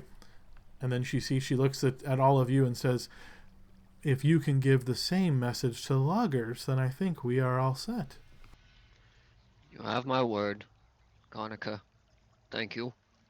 Hey, Do you not put want your us? hand in the logger's picnic basket? Do you not want us to mention that you're here to the loggers? It would be best if the loggers do not come in here. Obviously, there are dangers, as you've seen, but I do not want them interfering with my efforts. So, whatever you think is best to tell them to make sure that they don't come in here. We'll tell them there are a lot of monsters and no trees to cut down. That sounds sufficient. Well, hey, if you want to blast a few more monsters on your way back down to clear the path for me, I might come and visit you next day or two. You see she smiles and says, Feel free. You are always welcome, Blixel. Hey, all right. Thanks, Garnica. You're real cool. It's going to be a odd question, Garnica, but did you pay any of those loggers to do anything malicious to the camp? I avoided the loggers as best I could. I don't think they saw me come in, and if they did, they didn't see me in this form. You seem trustworthy, so I'm going to ask you something. And I'm going to reach down and pull out one of those unmarked gold coins at him and hand it to her and say, You're well traveled. Have you ever seen anything like this before? She picks up a single piece of the gold coin from your palm here, Ven, and as she does, her finger kind of graces your hand, and you do feel that coldness. Again, doesn't hurt you or anything, but it's clearly colder than what you would expect a normal person to be. As she picks the coin up, you see she looks at it, she turns it over, and she rubs her fingers on the rim of the coin, and then she hands it back and she says, I would presume this came from the Five Peaks. They have a treasure trove of coins in that area that have never been minted. Oh, Black Sylvan's flirting with your girlfriend. 5 Peaks, eh? What do we know about? Yeah, The are Five they- Peaks, yeah, so good question. Let's go ahead and take us over to the region map real quick. Take us to school, history teacher. So the Five Peaks is southwest of Cariele, so over in this area here. You guys growing up in the hamlet, you wouldn't have a ton of experience or knowledge of this. Maybe like the traveler that comes in to trade with the hamlet every now and again. You may have picked up a few things here or there. What you would know of the Five Peaks is that unlike every other domain around you, it is not actually a single domain. So even though it's called the Five Peaks, and you can see there's this sort of orange, barrier around it, it's really 5 independent provinces that each one of them has its own ruler. So think of this as like wild lands or contested lands. It's very chaotic. There's a lot of humanoids that live there. Think goblins, gnolls. There's also known to be giants that live in that area. So again, you guys don't have like great detail on it, but you just know it's a place of chaos, and you wouldn't want to ever go there unless you were really up for an adventure. Or level 2. Sure. I'll look back at her and I'll say, well, Gonica, thank you for that information. How long have you been in Cariele? A short time. Fair. Well, we were hired by the loggers to take care of a few things around camp, but we'll talk about it. Maybe we can come back and help you with your keys. If you should happen to find a key in the area and it seems very old and you don't have any purpose for it, I would be very much happy to see it, to see if there's any stroke of luck that it would fit the doors that I'm trying to access. Are the doors very large? Yeah, sorry, go ahead. No, Tavard and I are on the same path there. Are the doors large, dwarven made? No, they are slender, they are delicate looking, but quite resolute to my attempts to get through them. So the key should be metal, brass, or something. I presume it would be, yes, some kind of metal, perhaps silver was commonly used for this purpose. Okay. Well, let us handle our business, Gonica. And Stinky. Yes, you may be on your way. And you notice Stinky looking at each of you as you pass and puts his like nose up against you and just smells you and then just kind of eyes you. Hey, Adam, when I pass by Stinky, I'm going to say, oh, no hard feelings there, bear friend. Right, Stinky?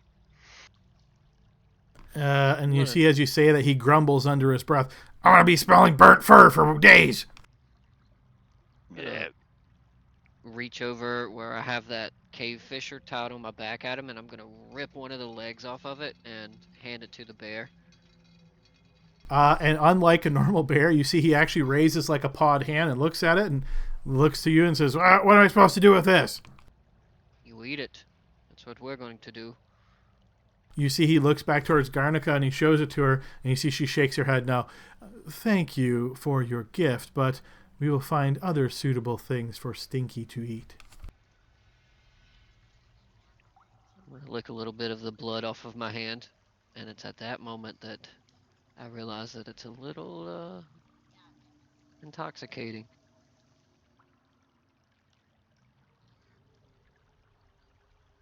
All right, as you guys continue making your way there, you hear Garnica say, come, Stinky, and you can hear the sound of them moving away.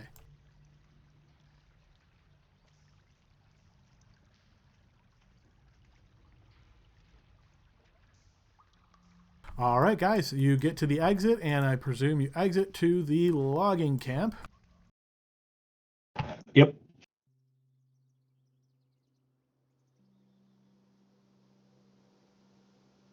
All right, you find yourselves outside of the bear cave here and out in the open. Off.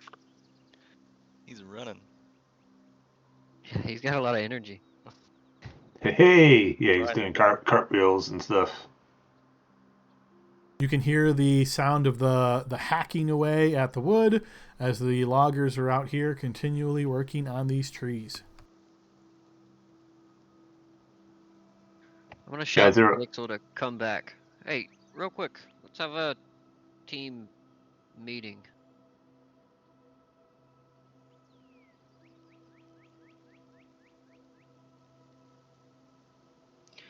Can I check my trap?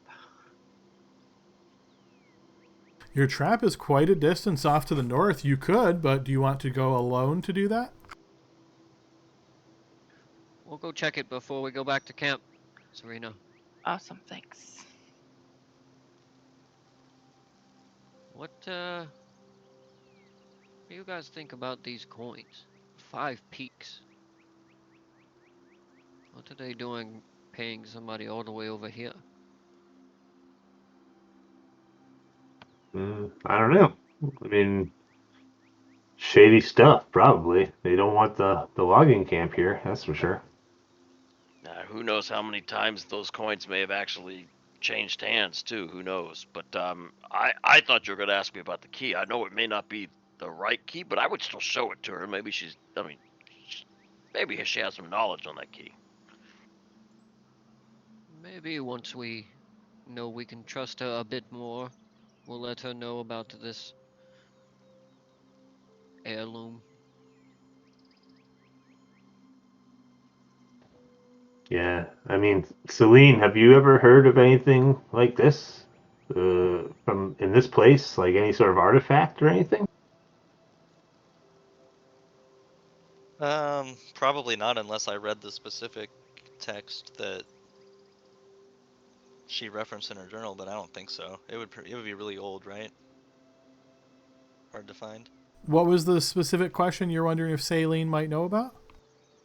Just like the history of there being like an artifact or something like that or a vault in this area. Yeah, I would say that's not even really worth a check because there's a ton of artifacts in the history of the land here. As far as knowing if there'd be one in the area, anything that's portable, it has a long history of falling into different hands kind of thing. So with the very vague information you have, it really wouldn't be worth a check. I couldn't begin to guess, but her business is her business. It doesn't sound like it's going to interfere with the logging camp. She just doesn't want them on her tail, Yeah, for sure. I mean, I might ask her a little bit more about it the next time I see her. We might not do a lot of talking, but I'll try. She could be a powerful ally for us in our other adventure. She doesn't give me like villainous vibes, if that makes sense. Although it may have been because she knew she could kill us at any moment. He also said she is from very far away, so I don't think she really cares much about the local politics. But if we can befriend her, maybe if we help her get what she wants, she can help us. Oh, I gave her what she wanted. Don't worry about that, Celine. Wasn't what I was referring to. Well, in any case, I think we should turn our attention to the problem at hand. This logging camp has someone committing acts of treason against them for who knows what reason. But we handled the bear situation, so I guess we should tell Darwin, yeah? Check the trap, tell Darwin. And sleep. I got some wounds here. Going to eat this cave fisher tonight for dinner, that's for sure.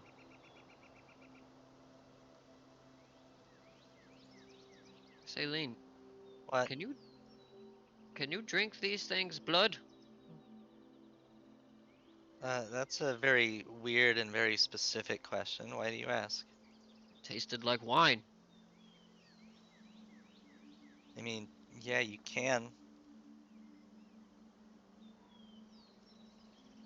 Haven't had wine in a while.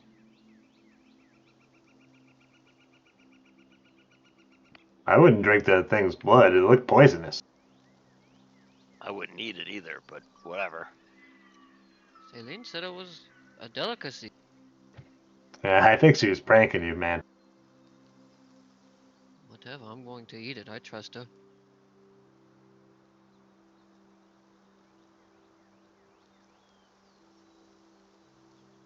I don't know why I'm in front.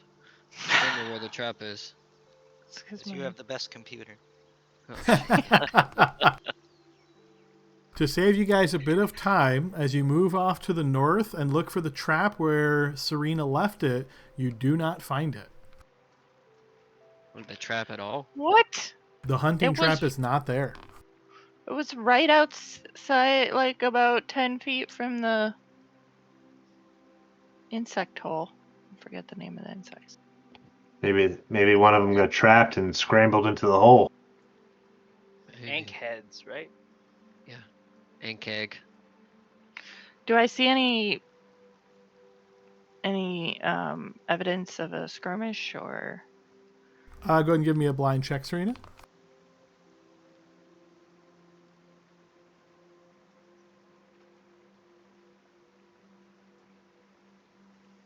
No, it looks like almost like it was just picked up and walked off with. Ah, dang it! That was my only trap.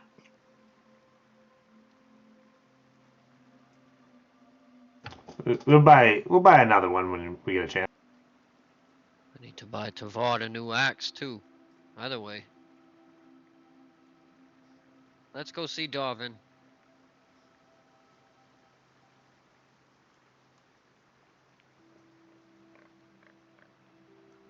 I wonder what could take that entire trap out the ground though.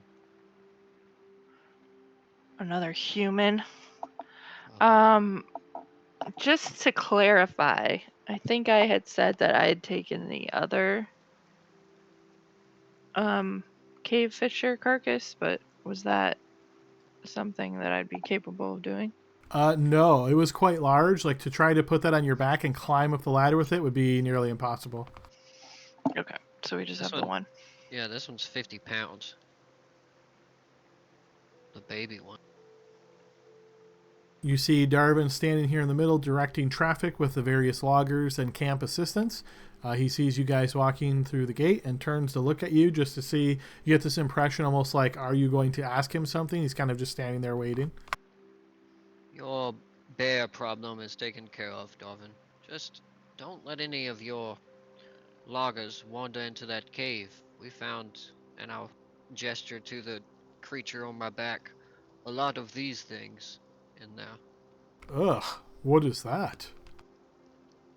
Called cave fishes, according to our survival guide back there. A walking encyclopedia.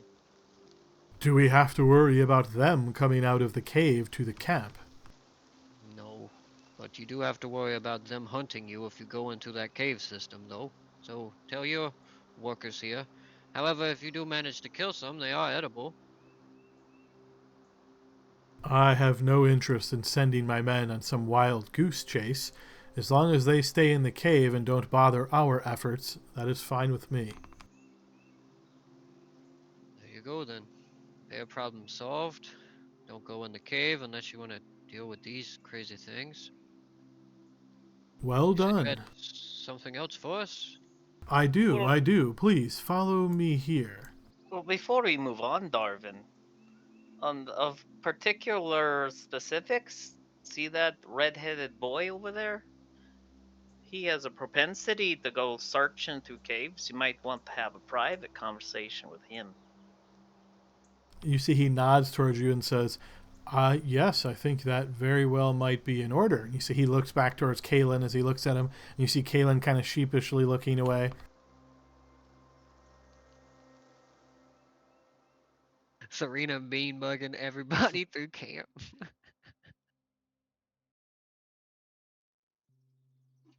I know one of these guys took my trap. All right, as you guys kind of gather close around him, he speaks in a bit more of a quiet voice here, and he says, this next task that I would ask of you, it might be a bit more challenging than things that you have faced so far.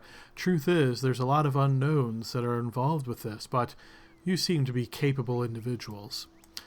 There are some prized trees that grow in this area. They are of a very hard make. They are difficult to bring down, but if you do, you can make some truly great crafts from the lumber of this particular type of tree. They have different names. Some of them call steel bark. I've heard them called iron bark. There's all different types of names for these depending on who you talk to. Well, one of these has been spotted not too far away from our camp here, perhaps 40 minutes or so to the north. there's a bit of a clearing, and it seems as though there's a lot of logging that has already been done in that spot, but there are some dead trees that are there that weren't logged. This seemed quite curious, according to the individuals that I sent there before, but the tree in question is in the middle. The tree in question looks like it is also perhaps dead, but it is not. And if you were able to test its flexibility, you would see just how solid it is. Well, I had sent some individuals there to start this process, but they ran into a strange occurrence. They actually said that a being stepped out of the tree and started assaulting them, and they ran quickly. And they were able to get away, but only because apparently this creature that stepped out of the tree took a bit of time doing so. The next time they went back by to just scope things out, they didn't see much, so they attached some flaming bottles of alchemist fire. They don't, not flaming, of course, until you activate them, on the dead trees around the area, thinking this would perhaps force the creature in the tree out. But then, as they approached the center tree once again, that creature emerged and turned out to be too much for them to handle. They are not exactly soldiers, and in fact, they were very scared that they were going to be killed by this creature, so they fled once again. This tree is worth quite a bit of money to the guild. If you are able to relocate this creature or otherwise get it to no longer be a problem, well, we could log that tree, and it would be quite profitable for all involved. Did they say what the creature looked like? Like how it They attacked? did. Yes, indeed. I have a description here. And you see he pulls out this little scrap of paper, and he says, well, according to the loggers that I sent, they said that it was a strikingly beautiful woman, but that something seemed wrong with her. And what you make of that, well, memories and imaginations can run wild, of course. Do you mind if we talk to these individuals you sent? You see he kind of stutters for a second. And, they've been reassigned to another one of the camps. Unfortunately, they're not here any longer. Can I insight check him, madam? Sure, yeah, give me a blind check. Did the woman say anything to these people before she attacked them? Not that they said, no. I'm gonna throw my inspiration on it at him. You get the impression that he's leaving something out of this telling.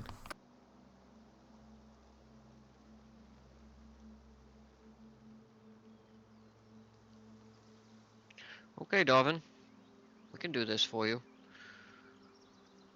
We may need to take a minute, collect ourselves, maybe go in the morning. We got attacked by a few different creatures down in that cave, and well, as you can see from Blixel there, he's quite I know he looks happy, but he got injured quite bad. It's a mixed expression of emotion. Thrill of battle. I just love it a lot. It was really awesome. You notice he kind of, questioningly looks towards you, Blixel, and then nods his head and says, well, there's no exact rush on this, so tomorrow would be quite fine.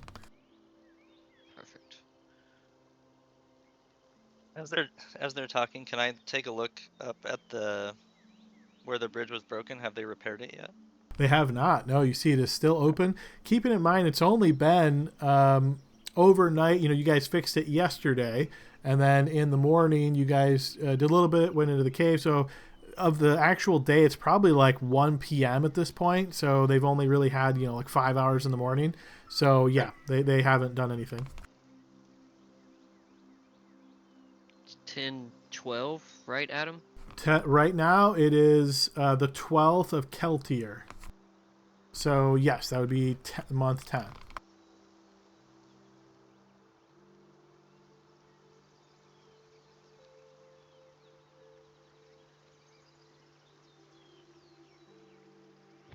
Okay. Well, I'm gonna go lay down for a bit. What time of day is it? It's early afternoon, like 1 p.m.-ish. I'm gonna find the lady that does the cooking, Adam. Yes, you find Martha. She is right next to the campfire. Wrong campfire. Blixa will try to take a nap. Not as Okay. a short rest or anything, but just, taking a nap. Martha, you cooked such a great stew the other night. I brought you something else to cook if you'd like. Oh, what is it? It's ugly, but it's edible, believe me. And I'll flop my pack off at him and start untying the cave fisher from my back and flop You it down notice in front of she's her. like grimacing as you do this, and you see her like helper lady next to her too. Like they both have this look on their face, like they would, almost like you're asking them to eat dog or something like that. Look, I know I said it looks gross, but trust me, it's a delicacy, right, Saline? Tell him. So I've heard anyway. It's supposed to taste like. I don't remember what he said he tasted like, but Saline remembers. Wasn't it crab? That sounds right. Edible, tasting much like crab cooked in strong wine. So as you say this, you see she looks towards you, Saline, and says, how do I prepare it? Good question. Do I know that? Probably not, because like your expertise probably doesn't go into the actual cooking of the animals, I'm just gonna say, like crab. Cooked crab before? Well, I've steamed crab before, but I don't think we have a big enough pot to hold this, whatever this is. We can chop it up for you. Well, if no one here is familiar with how to prepare it, maybe that's not a good idea. We can use the parts for other things. We don't want people getting sick. And you notice Martha like nodding her head, and then she realizes she does that, and she stops, like trying not to offend you. Frustrated, I just grab it by one of its like arms and drag it behind me back over to where everybody's at. I want to eat it. All right, so I know you guys have a plan to rest eventually to get your level up, and then follow up perhaps with Darwin on that next part. So you guys do have some time left today. Is there anything that you're wanting to do today before we fast forward to the evening? I know what I'm not doing. I'm not taking a chance of eating that crab. Just saying. All right. If there's nothing in particular, yeah. So if you want to try to prepare it yourself, Vin, you can. So if you're getting a pot and like filling it with water and then trying to boil that and so forth, we can do that. Are you trying to do that for like lunch, like right now, or are you trying to do that for your dinner?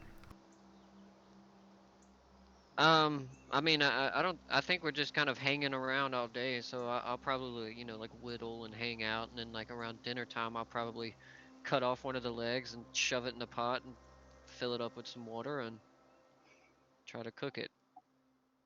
Okay, so we'll assume you guys have done some like odds and ends. Maybe you're sharpening weapons. Maybe you're just checking the fittings on your gear, that sort of thing. And we will move to the evening.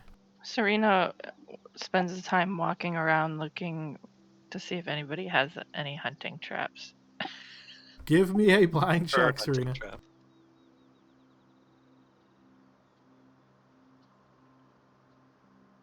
Not that you see. You don't see anyone that has one of those. Obviously, there are tents and things. So, if somebody put one inside the tent, you certainly wouldn't see it. But yeah, not that you see. If you really want one, you can have mine. Well, then you won't have one. Yeah, but I'm not really concerned about that. I mean, I took the Outlander background as well, so I have a trap if you want it. You seem to really miss yours. Maybe yours was a family heirloom, like my axe. just a matter of survival, you know. All right, Uh, here we're friends. You can have my trap. Here you go. Oh, thanks. I Hey, would are there hide contraband if I had. are there If other you- traps around? Are they trappers, Adam? Yeah, I mean, sure. If you were looking specifically to find like different kinds of traps, what I took from Serena's thing is she's looking for her trap, so she doesn't Right. see anything that looks just like her trap. Okay, yeah. Speaking of friends, I know Blixo enjoyed his time with Garnica, but what do we think of her? Friend I or assume foe? we're somewhere off in a corner where no one else is around when he's. Yeah, I thought we were like Perfect. hanging by a little camp area over by the water here. I trust her.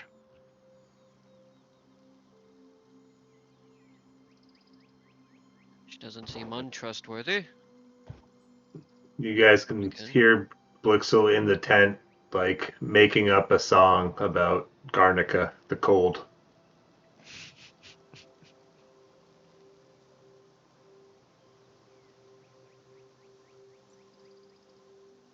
All right, so you prepare the cave fisher legs.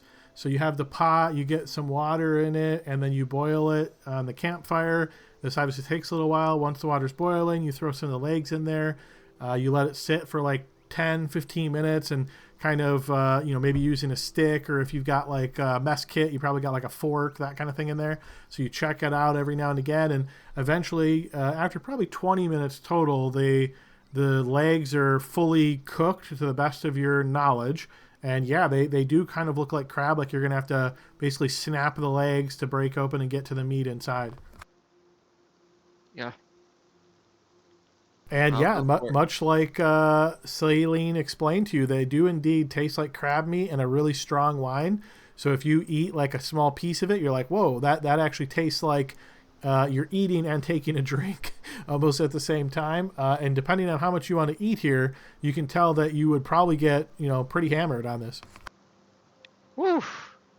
This is good, guys. You're all missing out. Brother, try some. Sure, brother. I'll have some. Anything to wash it down with? You won't need to. Try it. And I'll eat it. Yeah, and Take some. basically, if your characters like wine, then this probably tastes pretty good. If you don't like wine, I imagine it would taste pretty horrid. Wait. People don't like wine? There are some people that don't like wine. Oh. Plenty of people don't like wine, man. They prefer ale. I like something a little stronger, but this'll do. This is good. Celine, try some. Tavard, here. I don't know. I have a really low tolerance for. Then eat a low amount of it. Hey, can you guys pass me some of that drunk crab stuff? Get out of here. Come on. Come outside. You've been sleeping all day.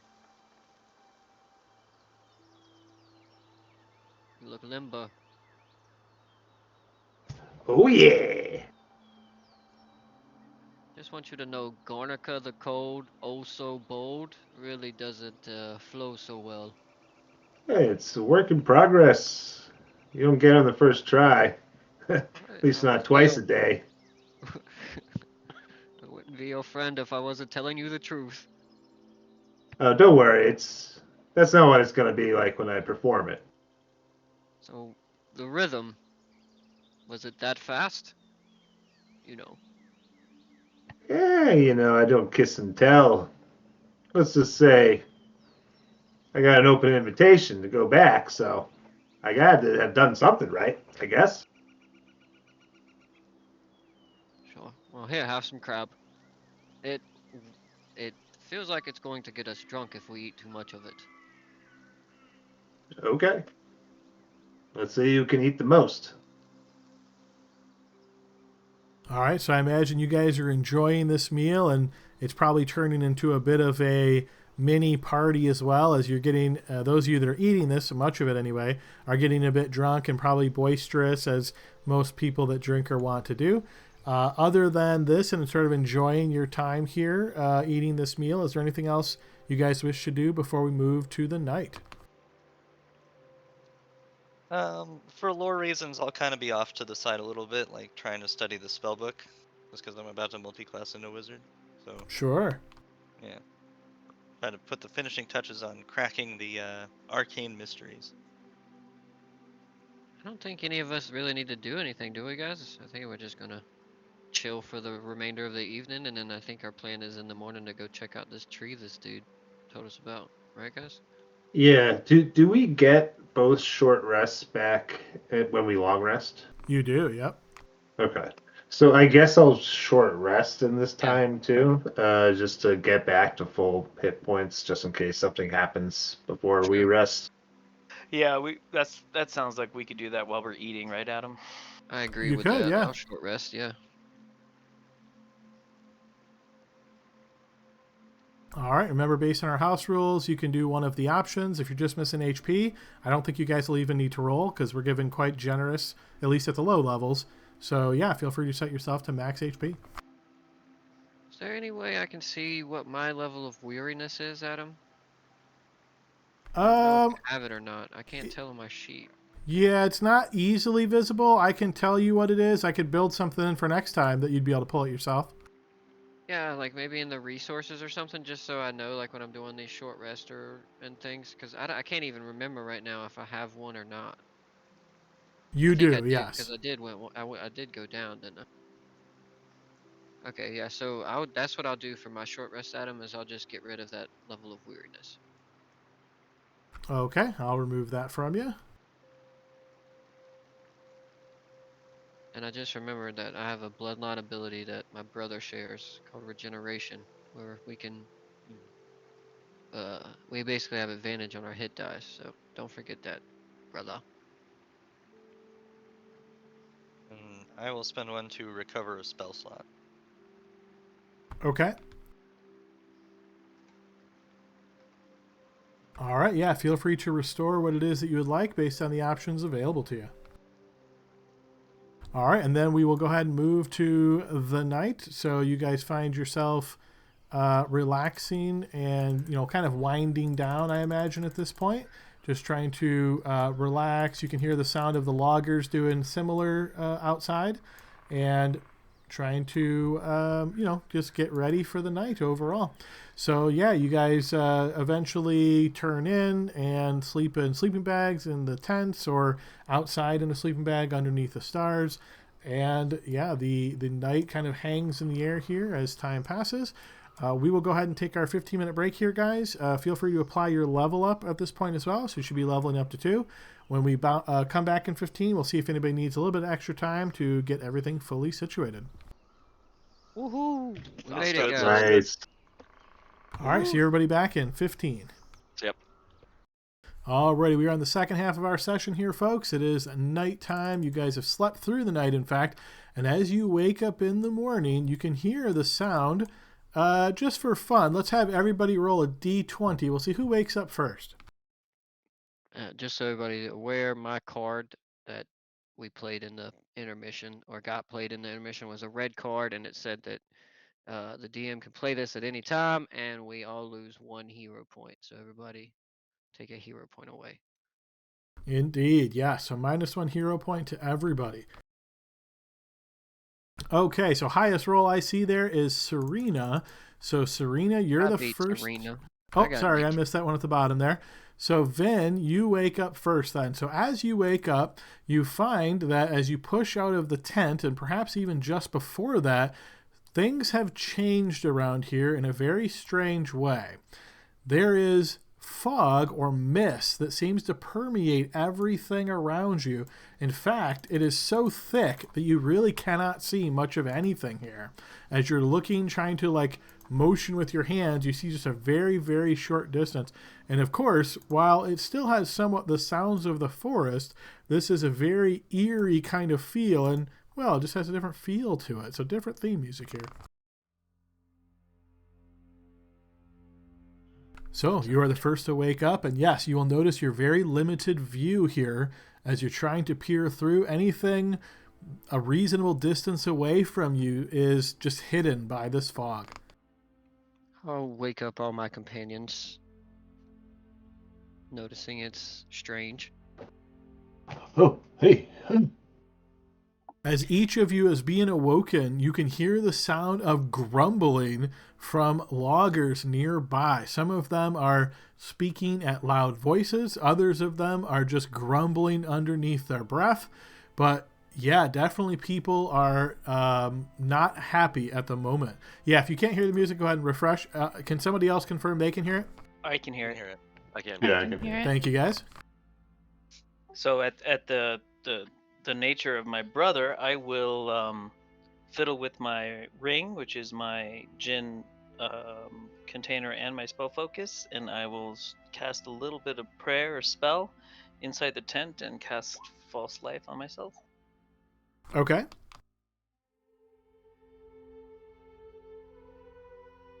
So Serena, as you're awoken and pretty much already awake by the time Vin does that, it is colder today than it was yesterday.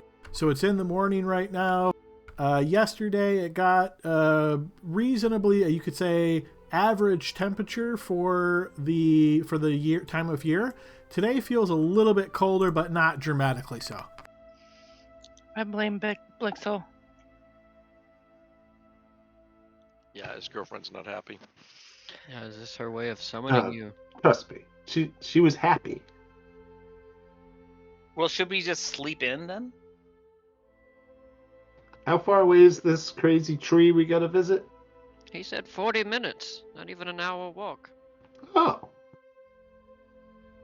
But in the middle of this thick fog, we'd get lost.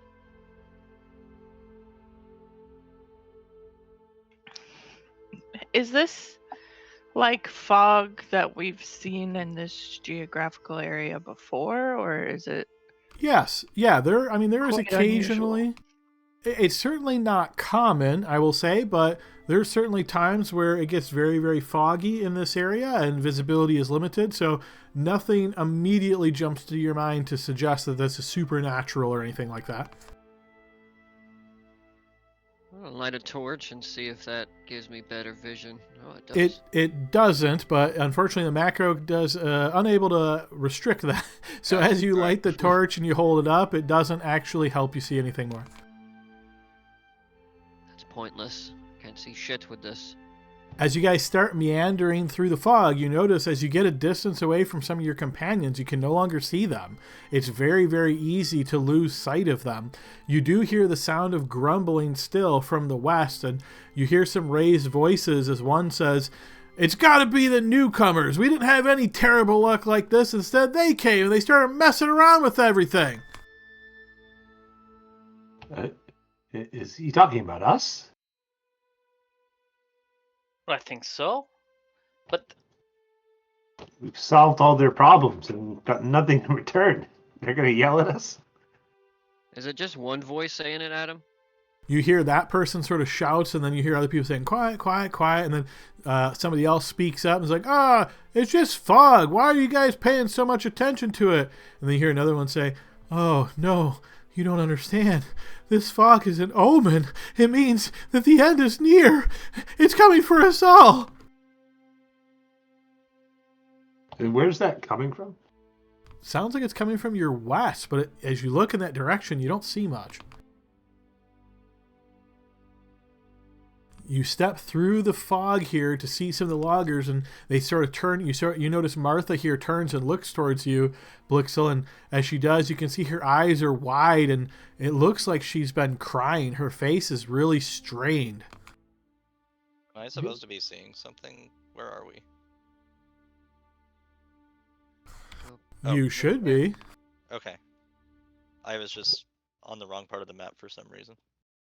Look, Blixel ran off, so let's stay together and track him down. Everything will be okay. I mean, it's fog. It'll go away. The sun will come out tomorrow. Blixel, go ahead and throw me a blind check. Come on, Serena. As you say this, you don't have the conviction. Even as you're saying the words, you realize you're lying to this person. Internally, you feel like, no, things are not going to get better. This is a bad omen.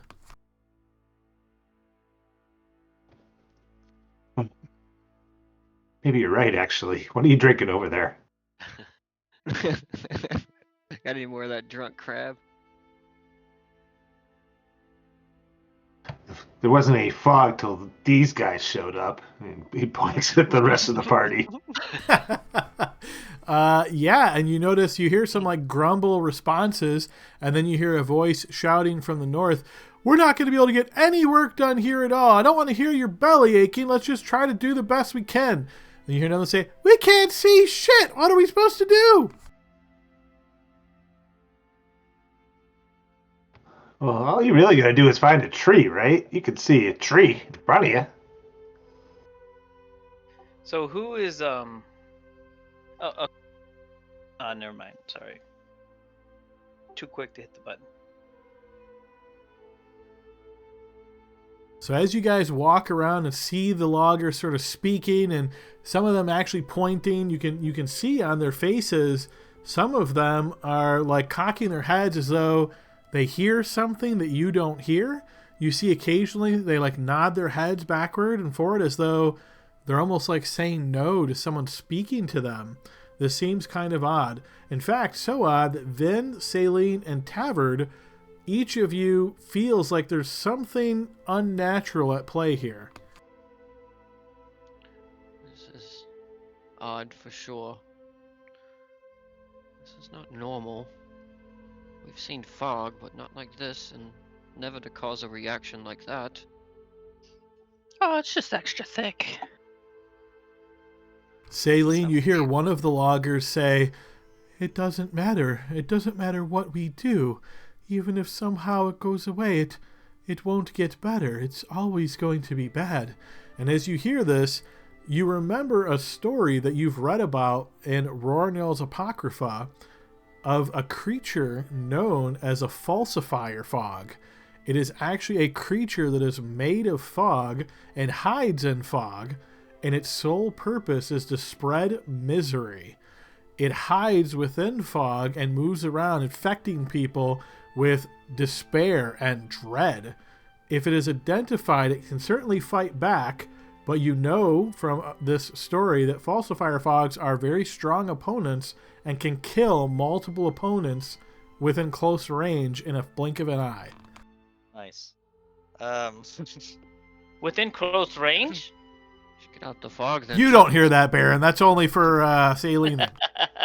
So I will tell the people next to me that something very dangerous is going on. We should keep our heads down and.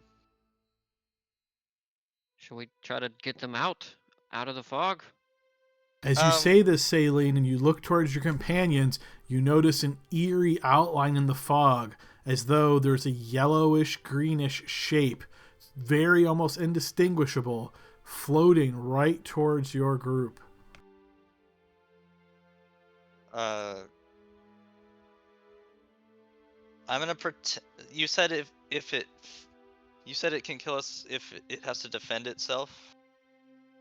Essentially, from what you know from these apocryphal stories, is that the falsifier fog, its goal isn't to kill people. It wants to inflict despair, and it wants dread, and like the just feeling of depression and despair. It feeds off of that, so it wants to be undetected. It won't attack, but if it is spotted or someone like starts attacking it, then it will certainly attack back, and it will most likely kill everybody. I am not going to react to it. I'm going to pretend I didn't notice it. And Okay. Do I know that if will the despair go away once it's like satisfied, or are we like going to have to commit ourselves to a hospital for indeterminate amounts of time? You don't know that specifically based on your check. However, what I will say is it's rolling closer towards you at this point. I would like both Saline and Vin to give me wisdom saving throws. You can make these publicly. Yes. I'm going to use my hero point, Adam. Okay. I will also use a hero point. All right. Yeah. Feel free to go ahead and spend one. All right, you both managed to succeed on this check.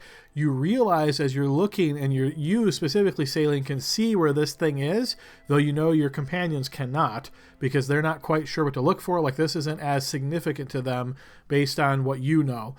You can feel like this shred of fear goes through your body. Then you don't really, I mean, other than this just being ominous, you don't really think much else of this, but you know that this is this particular effect, Saline, that this creature's trying to do to you.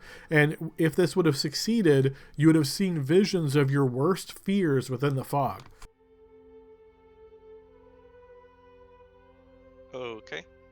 It's continuing to roll to the east towards your other companions. What are you looking at? I mean, I'm not gonna call attention to it, because if I do, Yeah. it's gonna know that we can see it, and it's gonna kill us all. So I'm just gonna let it do its thing. I'm just gonna whisper to Saline and say, do you feel that? Felt something. Serena and Tavard, as it continues rolling in your direction, I'll need both of you to give wisdom saves. Ooh, here we go, guys. Roll them good. Tavard, go ahead and set your yourself back to public, but you failed that one spectacularly. Adam, I'll go ahead and use my dwarven resilience. That is against magic. This is clearly magic, so that'll work. You want to use your legendary resistance one day per use? Okay, sure. Yeah, so you are not affected by this. Nice. What? That's cool, dude. I didn't know you had that. I'm like That's a dragon the- in both the new campaigns. Rachel. Yeah. And Serena, your save. You've been ready to whip that out, ain't you, Bill? Use it when you got them, right? Good insurance for him. Dwarves are very much resistant to magic in this world, so yeah. Okay, Serena, you have failed this save. So, Serena, what is your greatest fear? What do you see in the fog? I see ghouls feasting on the dead in the middle of a battlefield. Okay, and as you see this, you are struck with pure terror and you're unable to move, as it seems these ghouls all around you feasting has just locked you in place. Those that are close enough to Serena to see her would just notice her kind of probably trembling at this point as she's wide-eyed and looking around her. Saline, A single tear goes down her face. The fog continues rolling to the east, and Blixel, I'll need you to make a wisdom save as well.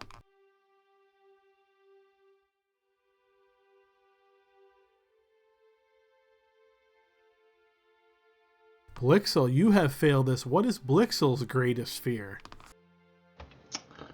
Blixel's greatest fear is probably like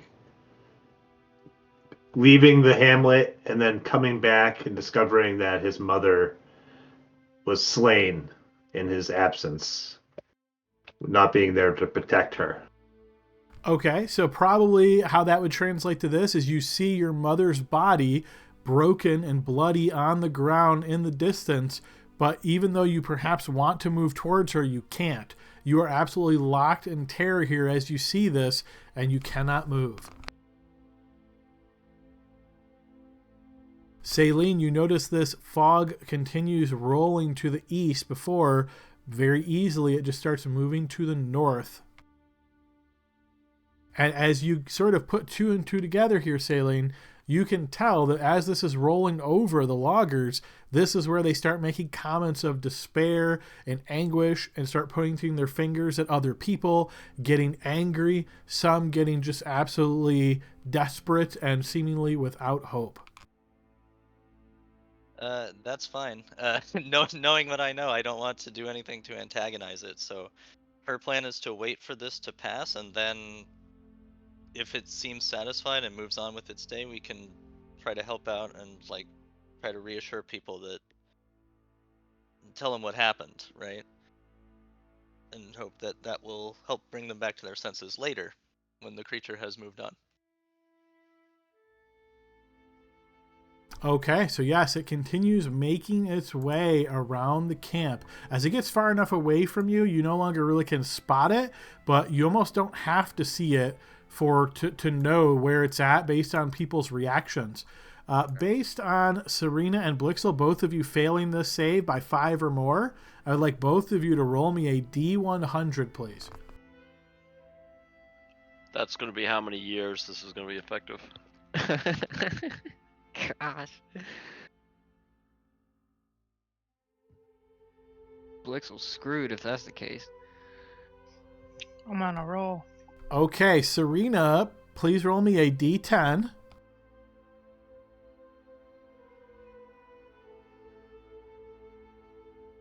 All right, Serena becomes catatonic and essentially cannot do anything. She is locked in her own mind. However, Blixel, after this fear of your mother being there and being slain fades, you still have this terrible regret and anguish. You're no longer afraid. You can move, but based on that roll, you must use your action each round to attack the nearest creature. And with that, I'm going to put us into initiative order. Oh no. All right, so as you guys are standing around, obviously Saline has better knowledge of what is occurring here. Some of you guys might have picked up that something's happening here, but you clearly don't know what. Baron, you are first to react as you notice Blixel sort of snaps out of this, and I imagine he looks aggressively, probably at Tavern, but if you really want to go for Martha, you could go for her. Yeah, and he starts screaming out stuff. But Blixel looks crazy. Serena, you alright? I'm gonna walk up and grapple her and pull her by the arm. She can't resist you in any way, so you easily grab her. What would you like to pull her? That's 5 feet of movement, so I will go 10, 20, 30, and that should be it. All right, you run up, grab her, and start pulling her back. Yep, and then I will bonus action do this on my friend, seeing the anger in Blixel. Do I have it in the attack? Double check. Okay, so Serena, as I'm touching you, I think this is bonus action, double check. Yep. As I'm touching you, you feel the presence of protection. Well, you wouldn't feel it, but I put that. Did it say willing creature? Creature No. within range. Okay, cool. And this is on Serena, you said? Yeah. Okay. Yes, Serena.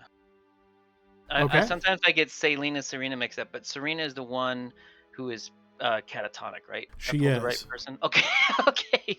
Yes, you're good, yep. All right, yeah, Serena, you are locked in your mind, and all you see is these ghouls around you. You don't feel being grabbed. You don't feel being pulled away. All you see is these ghouls feasting. Vin, your turn. What do you do? Hearing all of this from my companions and everything, I just want to see if this fog is endless. So I'm gonna, kind of pretend like I'm doing the wondrous aimingly walk and go over this way. Is the gate open when I get here, Adam? It is. Okay, so I'm just gonna walk out. I'll do my dash and I'll just walk out the gate and I'm gonna see how far the fog goes. I think that's my distance. I can cunning action, so I guess I can go pretty far, huh? Wow. Okay. I'll end my turn there, Adam. Okay, Blixel, use your action to attack the nearest creature. Your choice of who that is. Okay. There's 3 near you, I think, right? I don't know. There's one on the other side. But nearest, so I would say there's only 2 nearest to him. Oh, okay. Yeah, okay. Blixel just like screams out, "You killed her!" And is going to, I guess, Tavern has weapons and Martha You can doesn't. roll for it. I mean, whatever. I'm Martha good does with not that. have any weapons. I don't imagine Tavern has weapons in hand right now. I probably would have picked up my quarterstaff. I mean, that would make sense. Okay. Yeah, he'll swing on you, Tabard. Then in that case, because it makes more sense for him in his crazy brain. Heck you, yeah. It's been like a year and a half been wanting to do this. Right. So this is a PvP. rare situation where we've got a attack roll and a defense roll. PvP. So Tavard, go ahead and roll a defense roll.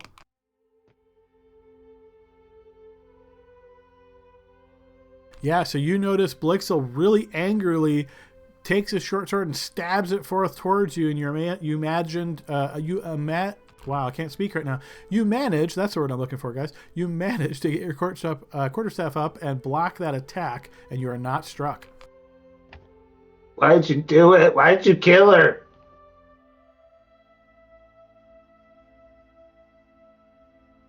Tavard, your turn. All right, I don't know how rare that last attack was, but these 3 coming to him is going to be. All right, I'm going to go ahead and say, stop going crazy.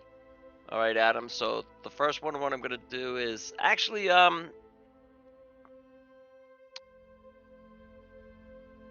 will first use my action to try to shove him to the ground. Shove prone, okay. Yep. So that will be contested. You'll make an athletics, and then Blixel, you'll make athletics or acrobatics.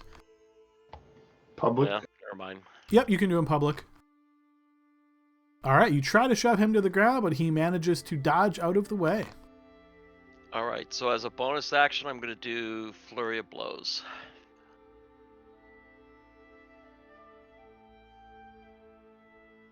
Double checking the wording of that. I feel like, is that one where you had to make an attack first? So Oh, immediately yeah, after maybe you take so. the attack action on your turn, Okay. is shove of the Yep. attack action. I don't even remember. Let me How double would you check get that. so nerdy to do that, Bill? I'm throwing the flag on this. Did your daughter get a hold of like how to program something or what? No, I was messing around with character sheets and practicing. Isn't there a wording that you can replace an attack one of your attacks with a shove action, or is that like a special feature? No, there is. It's just weird when they, like how they classify these. I'm just trying to see if they use that exact word. I didn't use my Warhammer, but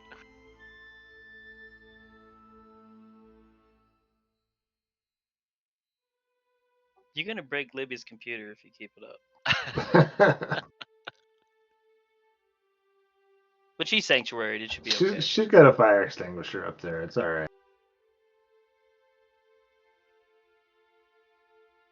Yeah, I'm not finding it right at hand, so I'm going to say, because it says you use a special shove attack, but I don't know if that's considered the attack action. I don't think it is.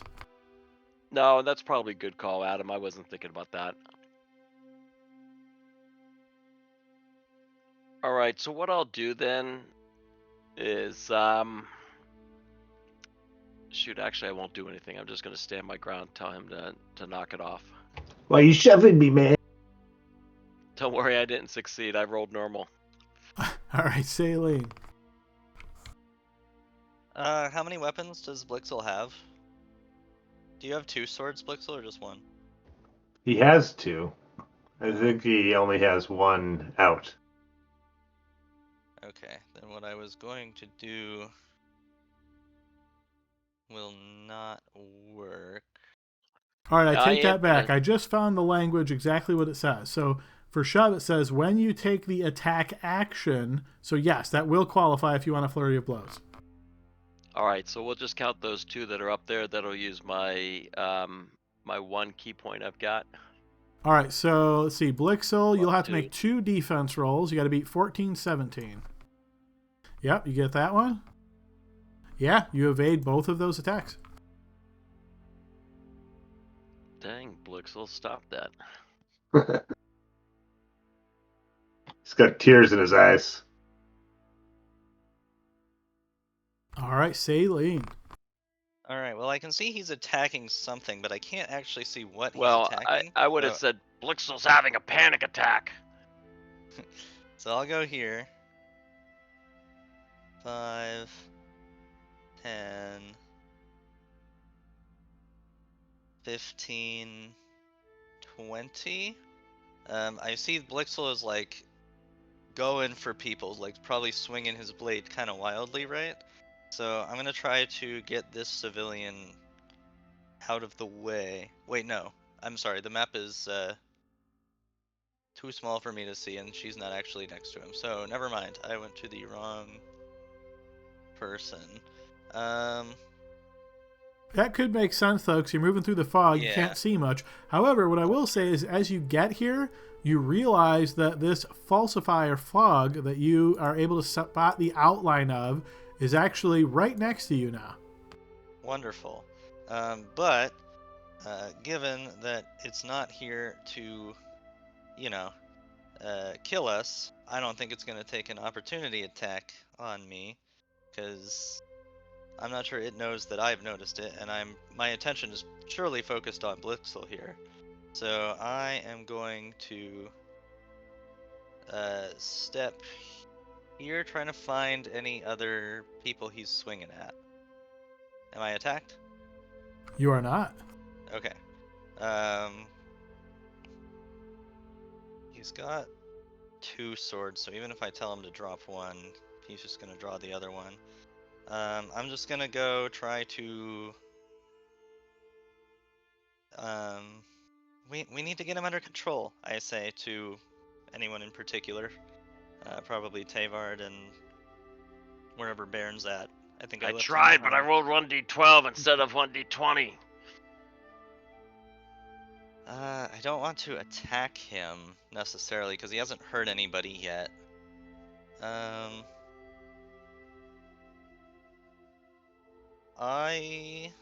me check my inventory. See if I have anything.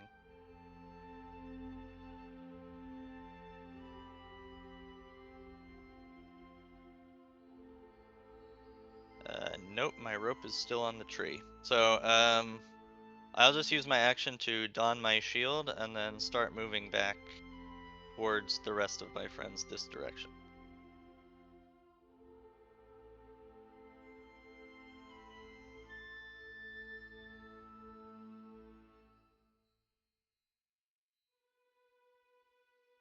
Okay. All right. Looks like that is lagging. Do a quick refresh of the sandbox. All right. So that was your turn, Saline. You step back a bit. Let's see. This one individual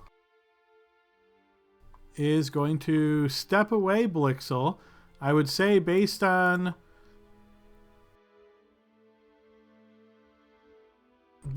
your current condition, I think you probably would attack. But you miss, luckily.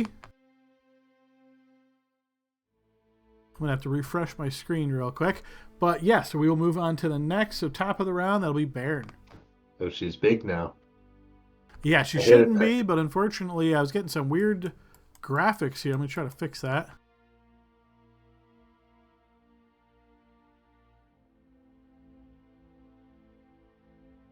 All right, there we are. Okay, yeah, go ahead, Baron. I moved 15, and as I did, I passed by Cerilia and says, "Hang in there."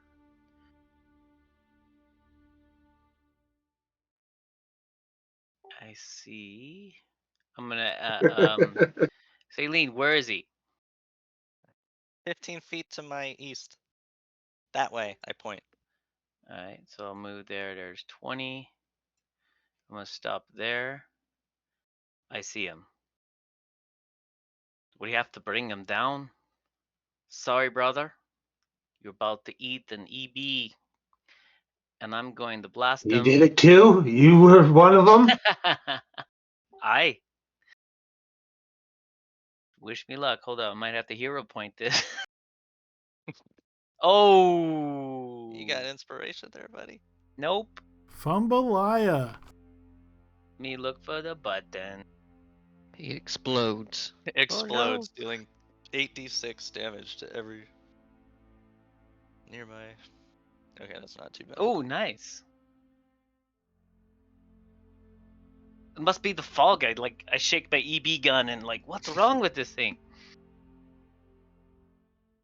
I'm going to get get in between, because let's see, the closest person, but I don't really know that. I'm just going to shield myself between this innocent person and take the consequences of my friend. Okay, Serena still locked away in a catatonic state as we move to Vin.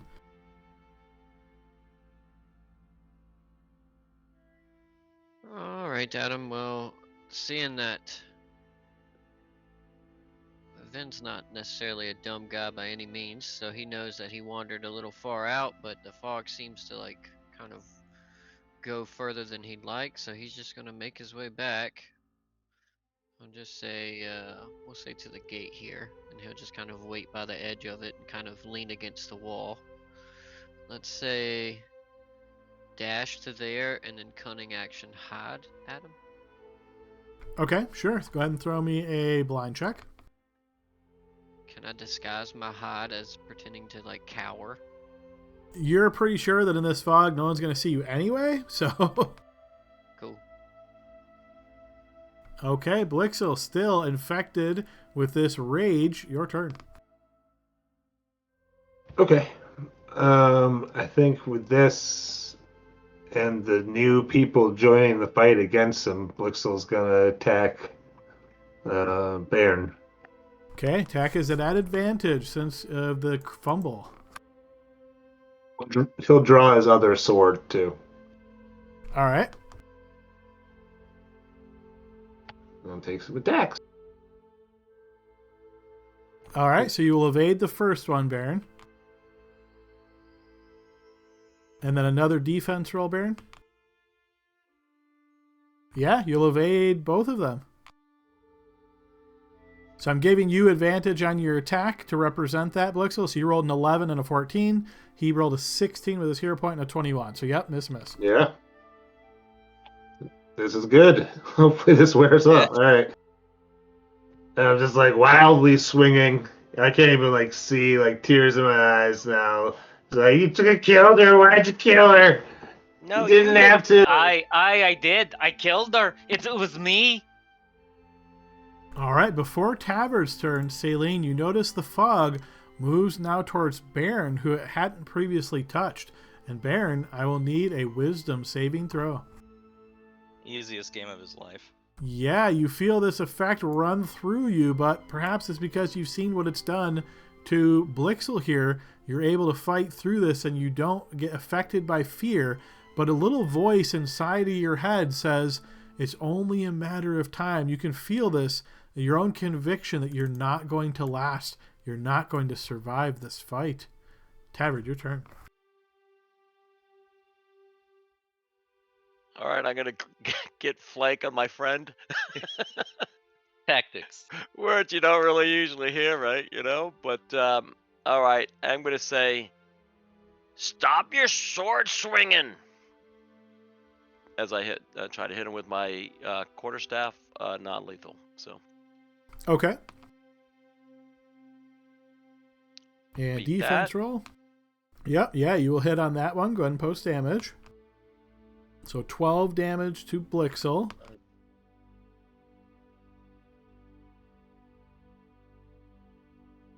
All right, that didn't knock the out. I'm gonna say, stop your flapping. All right, Saline. Okay, well, with magic being unable to do non-lethal stuff, I'm gonna go back to where I know Serena was, and I'm gonna try to, I don't know if it's like a medicine check or an arcana check or whatever you want me to do to try to figure out what I need to do to, if there's any way to rouse her. Give me a blind check.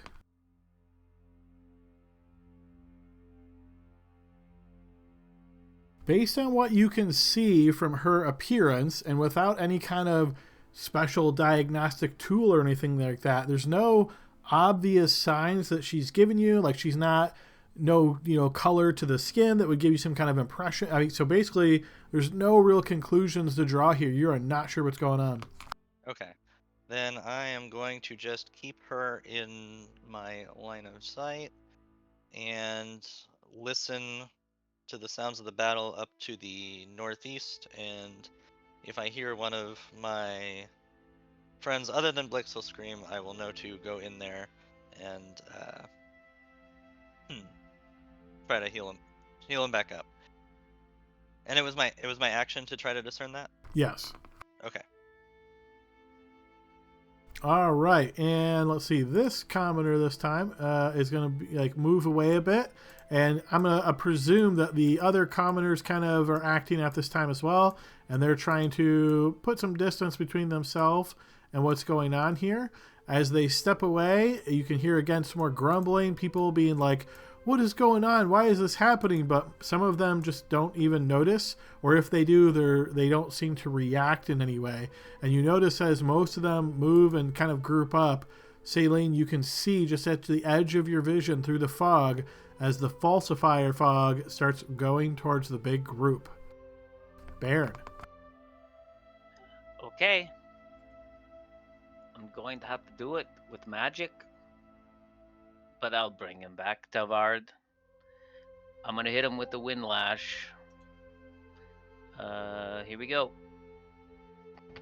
Can I use my reaction? You can. Yep, so melee spell attack. All right, and what reaction would you like to use? A spell that I have called Telekinetic Parry. That sounds interesting. Let's see it. We're testing out our new toys. Absolutely. Good way to... All our resources. PvP is a great way to learn about your new ability. This is a cobalt spell I use, so yeah.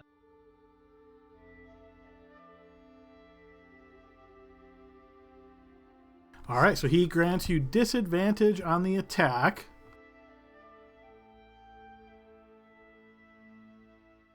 All right, so that requires a... Yeah, so he rolled an 11 then against your now defense roll. Ooh. Tie. I think tie goes to the defender. So, yes, you will manage to telekinetically parry that strike. So as you cast the spell, you notice he whips out a new toy and blocks your attack, Baron. Come on, brother. Hey, Tavard, bring him down. I'll heal him.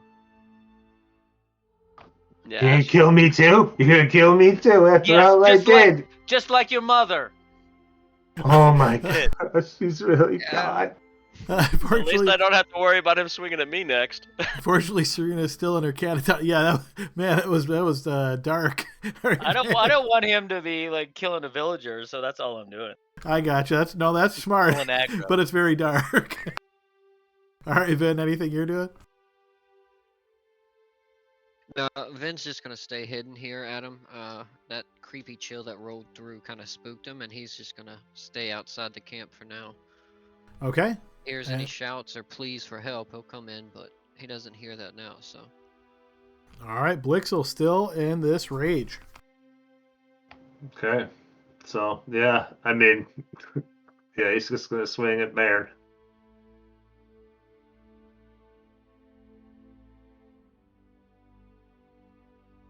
Need an 18 or better to connect. Oh, look at that. All right, post damage, you manage to get past Baron's defenses. Hitting for 6 points of piercing damage as that sword bites into your shoulder, Baron. No problem. And then the offhand attack, another defense roller, Baron. You're going to need a 19 to stop it. That will connect as well. For 5 more points of piercing.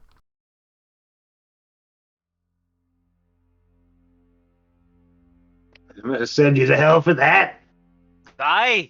Come on, then do it. Tabard. So, how much XP are these guys worth? How much XP is he worth? He's level 2 now, so more than last time, right?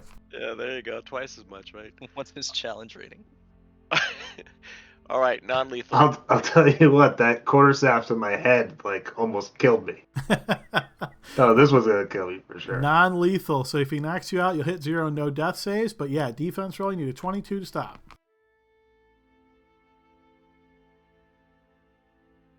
All right, it will connect. All right, and that will knock Blixel to the ground. All right, now do it again at advantage. Yeah. Double tap. All right, so we are loosely still in turn order. Give me an idea of what you guys are trying to do. Since let's see, Celine. We'll go with Celine first. Well, if I hear him go down, I will move towards him just to make, because I'm not. I think my friends are not trying to kill him, but I want to just like check his vitals to make sure. I'll make a comment. I just try to hit him on. I hit him like I did the bear. So you can see he's breathing regularly. He is unconscious. And then I will go back and just try to encourage anyone who's still nearby to like move away. And I'm gonna try to, without giving away that I know where the thing is, I'm gonna try to convince this woman over here to like back off in the other direction, like go back in the tent until things are under control. She looks at you despondent almost, and then turns and just shuffles slowly as she walks into the tent. Okay, and then I'm gonna go back to get Serena back in my line of sight. I can't quite make it, but I know where she's at. She ain't going anywhere. Okay, Vin, as you're trying the best you can to avoid being detected here, you hear this voice in the back of your mind. It's your own voice. It's your inner voice, your conscience, and it tells you, it knows you're not up to the challenge. How could you possibly hope to fulfill your destiny and live up to your family's responsibility? You don't have what it takes. You didn't even stand with your friends against this unknown effect. What could you possibly do? As despair fills you, and give me a wisdom saving throw. It's a great description, Adam. What have are you anything to add most to that. afraid of? Oh no, I thought I had inspiration, but I don't. I'm gonna send you something to GM. Okay. Does this apply? It would be that in parentheses at the bottom. No, this is not that type of effect. Okay.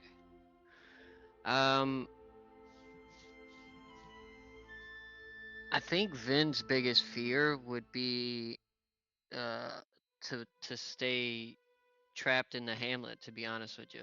To like be forced to stay and work and not leave. So like seeing him as like an old man, probably still in the hamlet doing the same thing, like never achieving anything his life was supposed to be. All right, so yes, you see your arms starting to get old and wiry. You can see liver spots starting to spring on them. Your hair starts turning darker shades and eventually gray. You can feel like this slouch as you lean over, as your back is getting weaker and weaker, your legs almost not wanting to respond. You try to speak up and it catches in your voice as though it's a death rattle, and your hand holds up all claws as you can't even extend your fingers well, as you are stuck here in fear. Tavern. Does Blixel have any rope or anything? Because I don't have any. I've got some rope here in my bag. Let's tie him up. Aye. So that's what we're gonna do, Adam. All right, and you're planning to time up. Are you guys staying in this general area? Yeah, and I'm contemplating playing a card. Okay.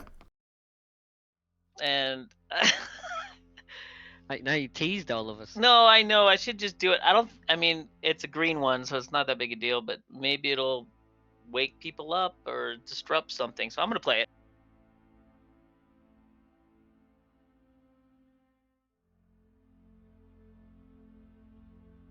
However I do it, did I do it? It's on me. I'll move it over to the spot. But yeah, you're good. Yeah, I'm so zoomed in. That spot Yeah. is way to the bottom. All right, Oh, so God. God. as you play this card, what I will say is Gosh. you guys don't see anything, but you certainly hear the sound of thunder beginning to echo out above you, and you can hear crackling.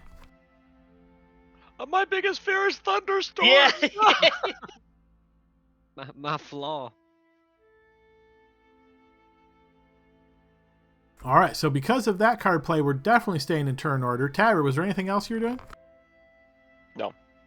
Just trying to. Well, he doesn't need to be bandaged up because he doesn't have any blood wounds, right? I think Correct. We just, yeah. So I'll, Okay. Since we're in turn order, I could do this. Yeah. Once it's your turn, you can. Yes. Oh, okay. I thought. Okay. Yep. Well, Tavern. Okay. Well, Tavern attacked him. Celine did the movement and kind of skipped technically, but okay. Sure. No problem. So I don't think Celine did much, right? So Tabard, I think your turn essentially is done, right? Yep. Okay, and then Celine, you said you were moving forward. Was there anything specific you were doing? I said that I was getting the civilians to get away from. Okay, gotcha. Yep, I missed that part. So I'm going to remove this counter. Okay, so we're at the top of the round. So then just before your turn, Baron, roll me a D8. God.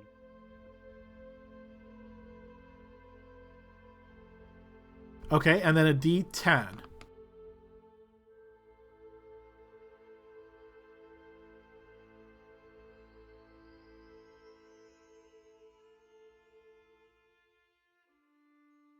All right, so you guys hear the sound of lightning crackle down, and in between the fog, you can see a bright bolt of lightning strikes down near the camp. Luckily, not near enough to hit you guys, and you don't hear any immediate screams of pain or anything like that, but you can still hear it roiling overhead. Okay, your turn, Baron. See, it's a storm. We should all wake up and not be befuddled. Okay, so I did my false life, so that's 5. And do I use my help action to help Tavar tie up Blixel? I think your false life is an action, right? Yes, it is. Yep. So that will be that. Tavar, tie him up. Yep. Did he do it? I don't remember. And it's kind of. It's not his. Yeah, he hasn't had the turn yet to tie up. He Oh. just hit him last turn. Yeah, Okay. I just didn't push in my turn, so. Yeah, we Okay, were kind of in loose turn order because I thought we were getting out of turn order, but the lightning storm kind of changed things. I didn't say lightning strikes down. It just says there's a storm above head. That is right. That's why each card, the green ones, don't tell you specifically what they do. Okay. All right, cool. So then I will. I'd use my. Then I don't do anything. I will stay here in case Blixel wakes up and goes apeshit again. Where's my? All right, Serena's still locked in the catatonic state. Vin, you are filled with fear at this point. At the beginning of your turn, it loosens enough that you can actually move. Your turn. Okay, shaking it off, I'll find my way back inside, and I'll see if I can find Darvin. I guess I'll just keep moving this direction. See, everybody's like lined up over here. Oh, there he is. When I get to him, I'm gonna see how he's looking at him. He is staring at his hands, and his mouth is open in an O form, as though he is absolutely shocked. I'm gonna put my arm around his shoulder, and I don't have any more resources this turn, so next turn I'm gonna try to just move him away from this crowd of people. Okay. Okay, Blixel is unconscious, so we move to Tavard. All right, that's when I'm tying him up. All right, so use your action to take the rope from, and we determine that Blixel has rope on his pack at his side. Oh, he's using mine. I don't have He's rope. using- Somebody does. Yeah, he's using mine. I haven't used my rope this campaign yet. All right, so you step over to Baron then. You grab the rope from him, and you spend your action tying Blixel up. Truth. Okay, anything else? Okay, Saline. I cast Get Rid of Lightning Storm. I don't think I have that one prepared, though. He didn't use the get rid of fog one. He used the get rid of lightning storm. God damn it. Okay. Well, I see we have a new problem to deal with. Hey, I Yeah. didn't know it actually struck lightning to the ground. It was gonna do And- more dramatic effect with the fog. I thought it was fun theater. Sure. Good job, man. Nice. Let's hope it Let- hits the thing. Well, I'm hoping it doesn't hit anybody. But knowing that Serena is immobile, am I smart enough? Is Saline smart enough to know that if I were to like push her prone, that she would be less likely to get hit by lightning? Is that No. factor in your random?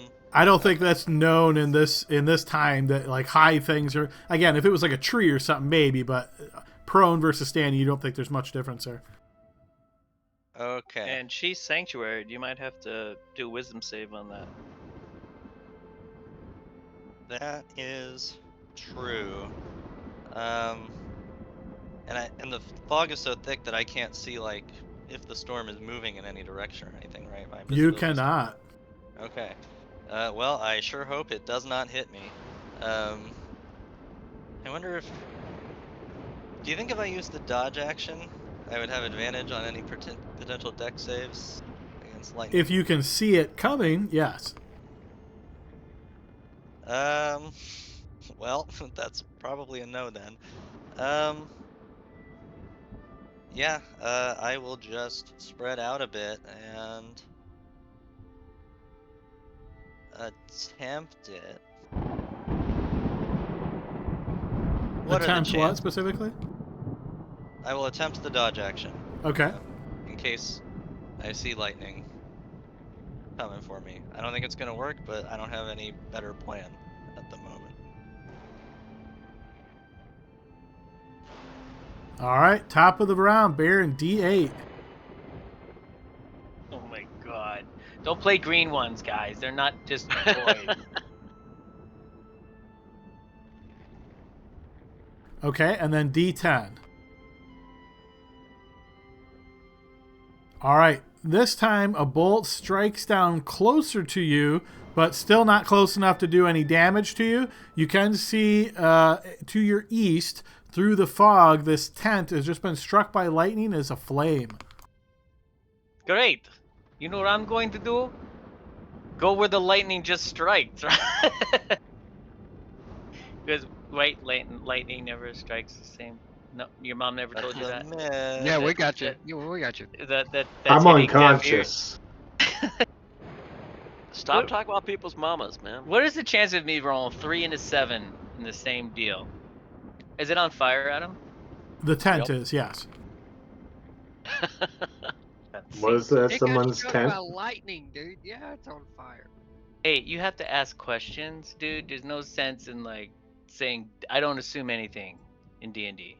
So can I move out of this open area? I'm gonna move towards where the lightning struck. So I'm going to move. I'm gonna grab move here 5. I'm gonna grab Blixel and 15, 20, and move them there close to the fire. Am I in danger of that fire at this range? Not at the moment. Okay, fine. That's good. Is it gonna burn more towards me or what? I mean, this is all happening within 6 seconds, so it's Okay, hard then- to tell. All right, fine. Then I grab won't. grassy. Like It's rocky with a little bit of sparse grass. You don't get the impression that it's like dry and it's going to run quickly or anything like that. sure. And there's also a bunch of fog. You know, fog's made of water. It should slow the All spread right, of fire. fine. So then, don't laugh at me for playing a green card, guys. Jeez. And then I will move there and I will I'll take the dodge action like it's really gonna help. But Actually, you grappled this turn. oh, that's right, I did. So I won't be able to do that. And bonus action is sanctuary, which I spent all my. No, I have one more, but it's not an attack roll, so it won't work. Okay, thanks. Bye. Hey, All right. Brian, I'm definitely not making fun of you for using the green card. I'm more making fun because of the actual result. I think it's funny. Yeah, I like it, honestly. Well, it's not funny until one of us completely dies. Oh yeah, Bug. Yeah, I like Yeah, having and fun. so guys, just the green cards isn't just like a storm above the head. Understood. Vin, your turn. All right, I am going to. I'm gonna put my arm around Darvin's shoulder and move him over in this direction, Adam. All right. Like over here. All right, so you basically grapple him, and he doesn't resist you. He's just looking at his hands, and you see he slowly turns them, looking at the palm and then looking at the back of his hand, and he just seems to be in shock. Can I try to shake him from his stupor? You shake him a bit, but you don't see anything seems to change with him. Okay. All right. Well, I'll just, now that I've separated him from everybody, so maybe I can protect him from anybody lashing out like Blixel did. So I'll end my turn. Dodge action. All right, Blixel is still unconscious. Tavard.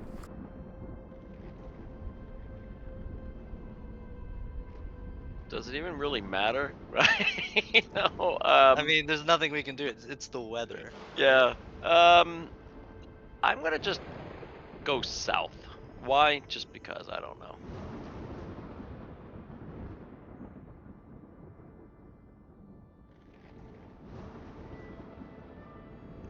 And I'm just gonna take the dodge action just because. All right, Saline. All right. Well, seeing Tavard go that way, I guess I shrug. will- Yeah. It's lightning. I feel like we all say his name differently too. Is it Tavard, Tavard, or Tavard? Sure. Okay. Yes. I was thinking the same thing. I call him Davard. Yeah, no one from the hamlet seems to know really, so. Fuck. I really wish I'd taken absorb elements.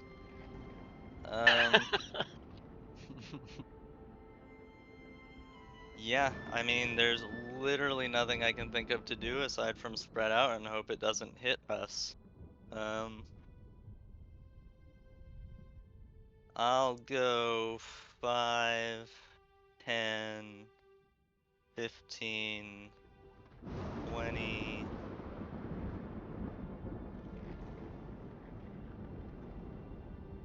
25, 30. I'm not right next to anything flammable. And I'll take the dodge action again. You know what's great about this is that nobody can blame us. Nobody could. It's not like somebody saw him pull out his green card, so it's not like they could say he caused the weather. That is absolutely true, yes. It's drama. Baron, D8, please. They were already blaming us for the weather before this. And, all right.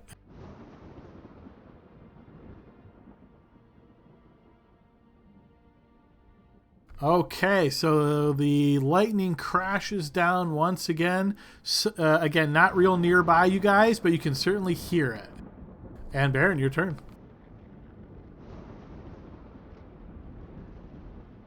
I'm gonna get my cheaters on and look at the monitor.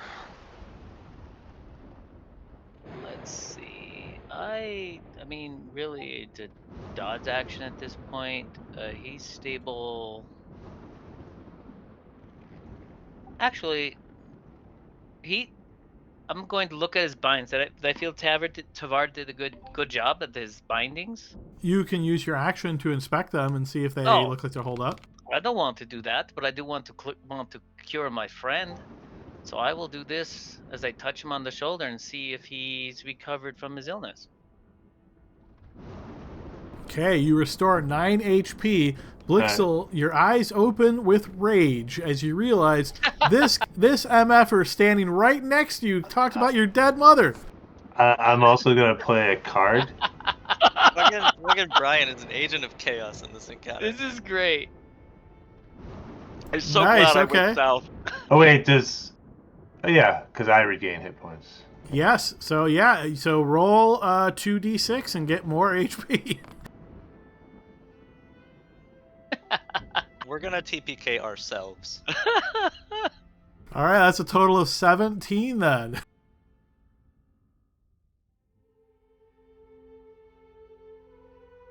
Alright, Blixel immediately starts squirming in the bonds, trying to break them so you can get at him, trying to bite his kneecaps. Come at me, bro. All right, Baron, anything else on your turn? No, as long as he's focused on me, I'm happy. Serena, unfortunately, hopefully still tied up. catatonic. Okay, Vin, your turn.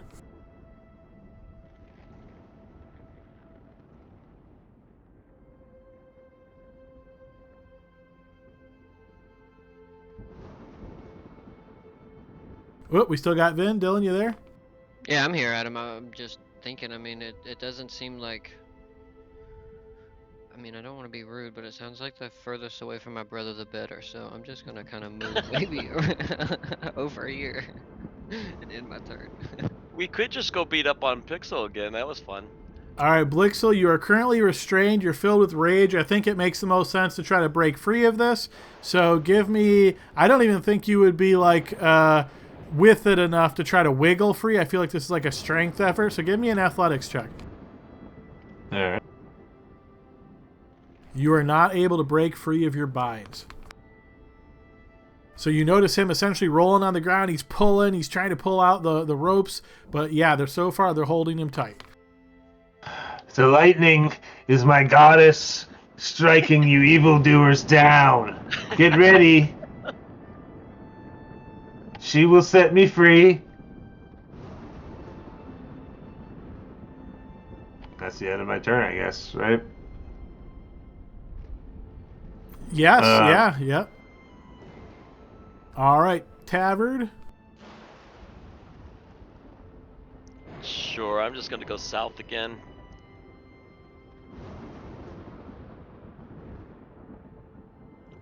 Alright, I'm gonna take the dodge action.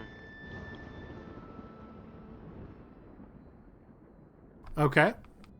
Basically what I'm doing is I'm just trying to get to the water, see if the fog is gone, you know, down this area. Sure, yeah. All right, Saline.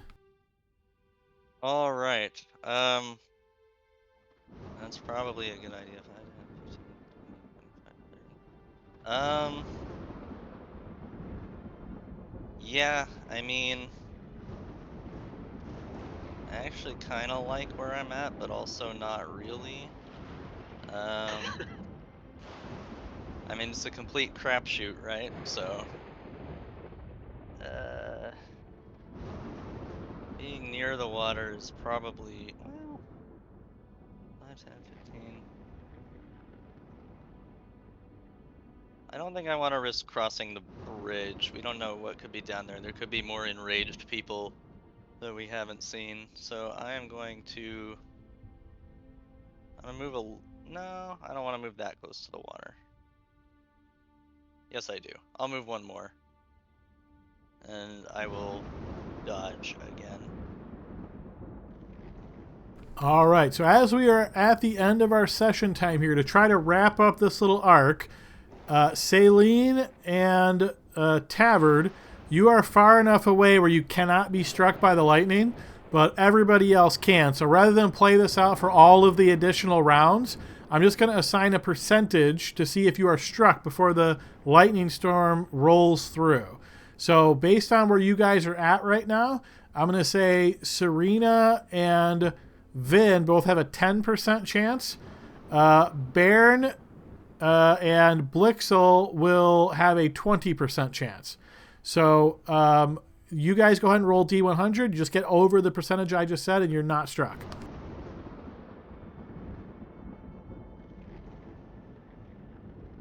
Okay. Oh, God, Blixel. All right, so Serena, go ahead and roll yours as well. But Blixel, as you're lying there, a bolt of lightning does strike down right atop of you. And as it does, that will hit you as well then, Baron. So when it strikes down, it hits in a 15-foot area. So you guys are both going to take some damage here. Oh, man. Oh, God.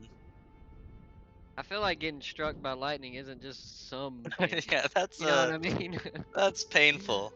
It's like stepping in lava level damage. So the first will be Blixel. So Blixel, you'll take 14 points of lightning damage from this. And Baron, you will take 5. Blixel has just had the that. weirdest 24 hours of his life. Does the lightning shock him out of his... Yeah, do I come too? You do not, but after a period of about 2 minutes is when it seems like your rage as well as Serena's catatania fades. So neither one of you are affected by this any longer. And Saline, I will say, as you kind of like walk the grounds here, you don't spot the outline any longer of that creature. So you've gotten the impression that it sort of moved on. There is still a lot of sadness and depression in the camp here, but people don't seem to be actively getting worse, if that makes sense. Sure. Does the fog go with it, or is it like it No. saw the fog here and it had an opportunity to... That's exactly what you guess, yep. Okay. All right, guys. So yeah, weird session, but you guys leveled up to 2. That was good. We had had a little fun early start with Blixel there, but yeah, a lot of chaos there. So yeah, those cards again. Certainly, some weird things can happen. I was disappointed that the other time we didn't get a chance to see what happened if you guys ate the food from the green card. But hey, we'll see that one next time. But yeah, you never know what can happen with these cards. So hope you guys enjoyed this session. We will be back next week to continue the adventure. My assumption is, based on this fog, are you guys going to try to wait it out here until the next day till the fog lifts? I mean, we for sure need yeah. to wait for I don't think we have a hit choice. points I to mean, come back. we got 15 feet of sight. Going to go Yeah. investigate anything is kind of foolish. We're just gonna get lost in the woods. Yeah, I mean, unless you were going inside, like if you were like, oh, we're going to go back into the cave, then obviously fog's not going to affect you in the cave. Sure. But if you want to stay here and wait out the day, you could certainly do that and then follow up on the rare iron tree that Darvin was telling you about. Is that the plan? Yeah, and more immediately, can we try to put the fire out? Yes. Yeah, you'll be able to do so. All right, well, it was a lot of fun, a lot of chaos, so I hope you guys enjoyed it. Hey, Yeah, Adam, good job putting great something thinking new last in the campaign, right? I think there was some uniqueness today. I haven't seen those creatures before, and I definitely wasn't expecting this thing. So Absolutely, yeah. How about the creatures? How about the freaking RP we had at the beginning with Blixel? That's new to an Adam campaign, but I'm sure Yeah. we'll see something about that later. There's Wasn't gonna that be a blind flash check a forward performance of check? 10 years, I just and want to know for Blixel's gonna have a fun. little baby show up or something. Well, I'm blaming Adam for Blixel multi-classing to Bard this time. Yeah, He that was the woke up impetus. Singing, that's it. Oh my god. Well done. Yeah, and like I say, just side note, I was messaging with Noah during this time because anybody, I always give people the option to fade to black at any point. So he played along to the point he was comfortable, and then we faded to black right at the right pot. So, if this kind of similar thing ever happens to anybody else, and you're like, look, I want to nope out of that real quick, just you let me know. We'll move to fade to black real quick. Yeah. How much sex is gonna be in this campaign that we need to Probably not a ton, but with the whole air stuff, relationships could will be happen. important. Yeah. Yeah. Yeah. And look, now that we know that it's on the table, shoot, how about no fade to black? No. Let's push this as far as we can. No. I'm not going that far. So. Too much Baldur's Gate. Yeah, PG-13 is where I'm at, guys. That's right. Yeah, and I'll be honest, Adam, I didn't see your message until past Oh, that time. okay. So honestly, I probably would have. Whatever, it was fine. I took it as far as I went. So. All right, fair enough. Yep. All right, well, good deal. Like I say, it was a fun, weird, wacky session, but yeah, we'll see everybody next week. Jesus Christ. Good night, Sounds y'all. good. Have a good one, folks. Later, See ya. folks.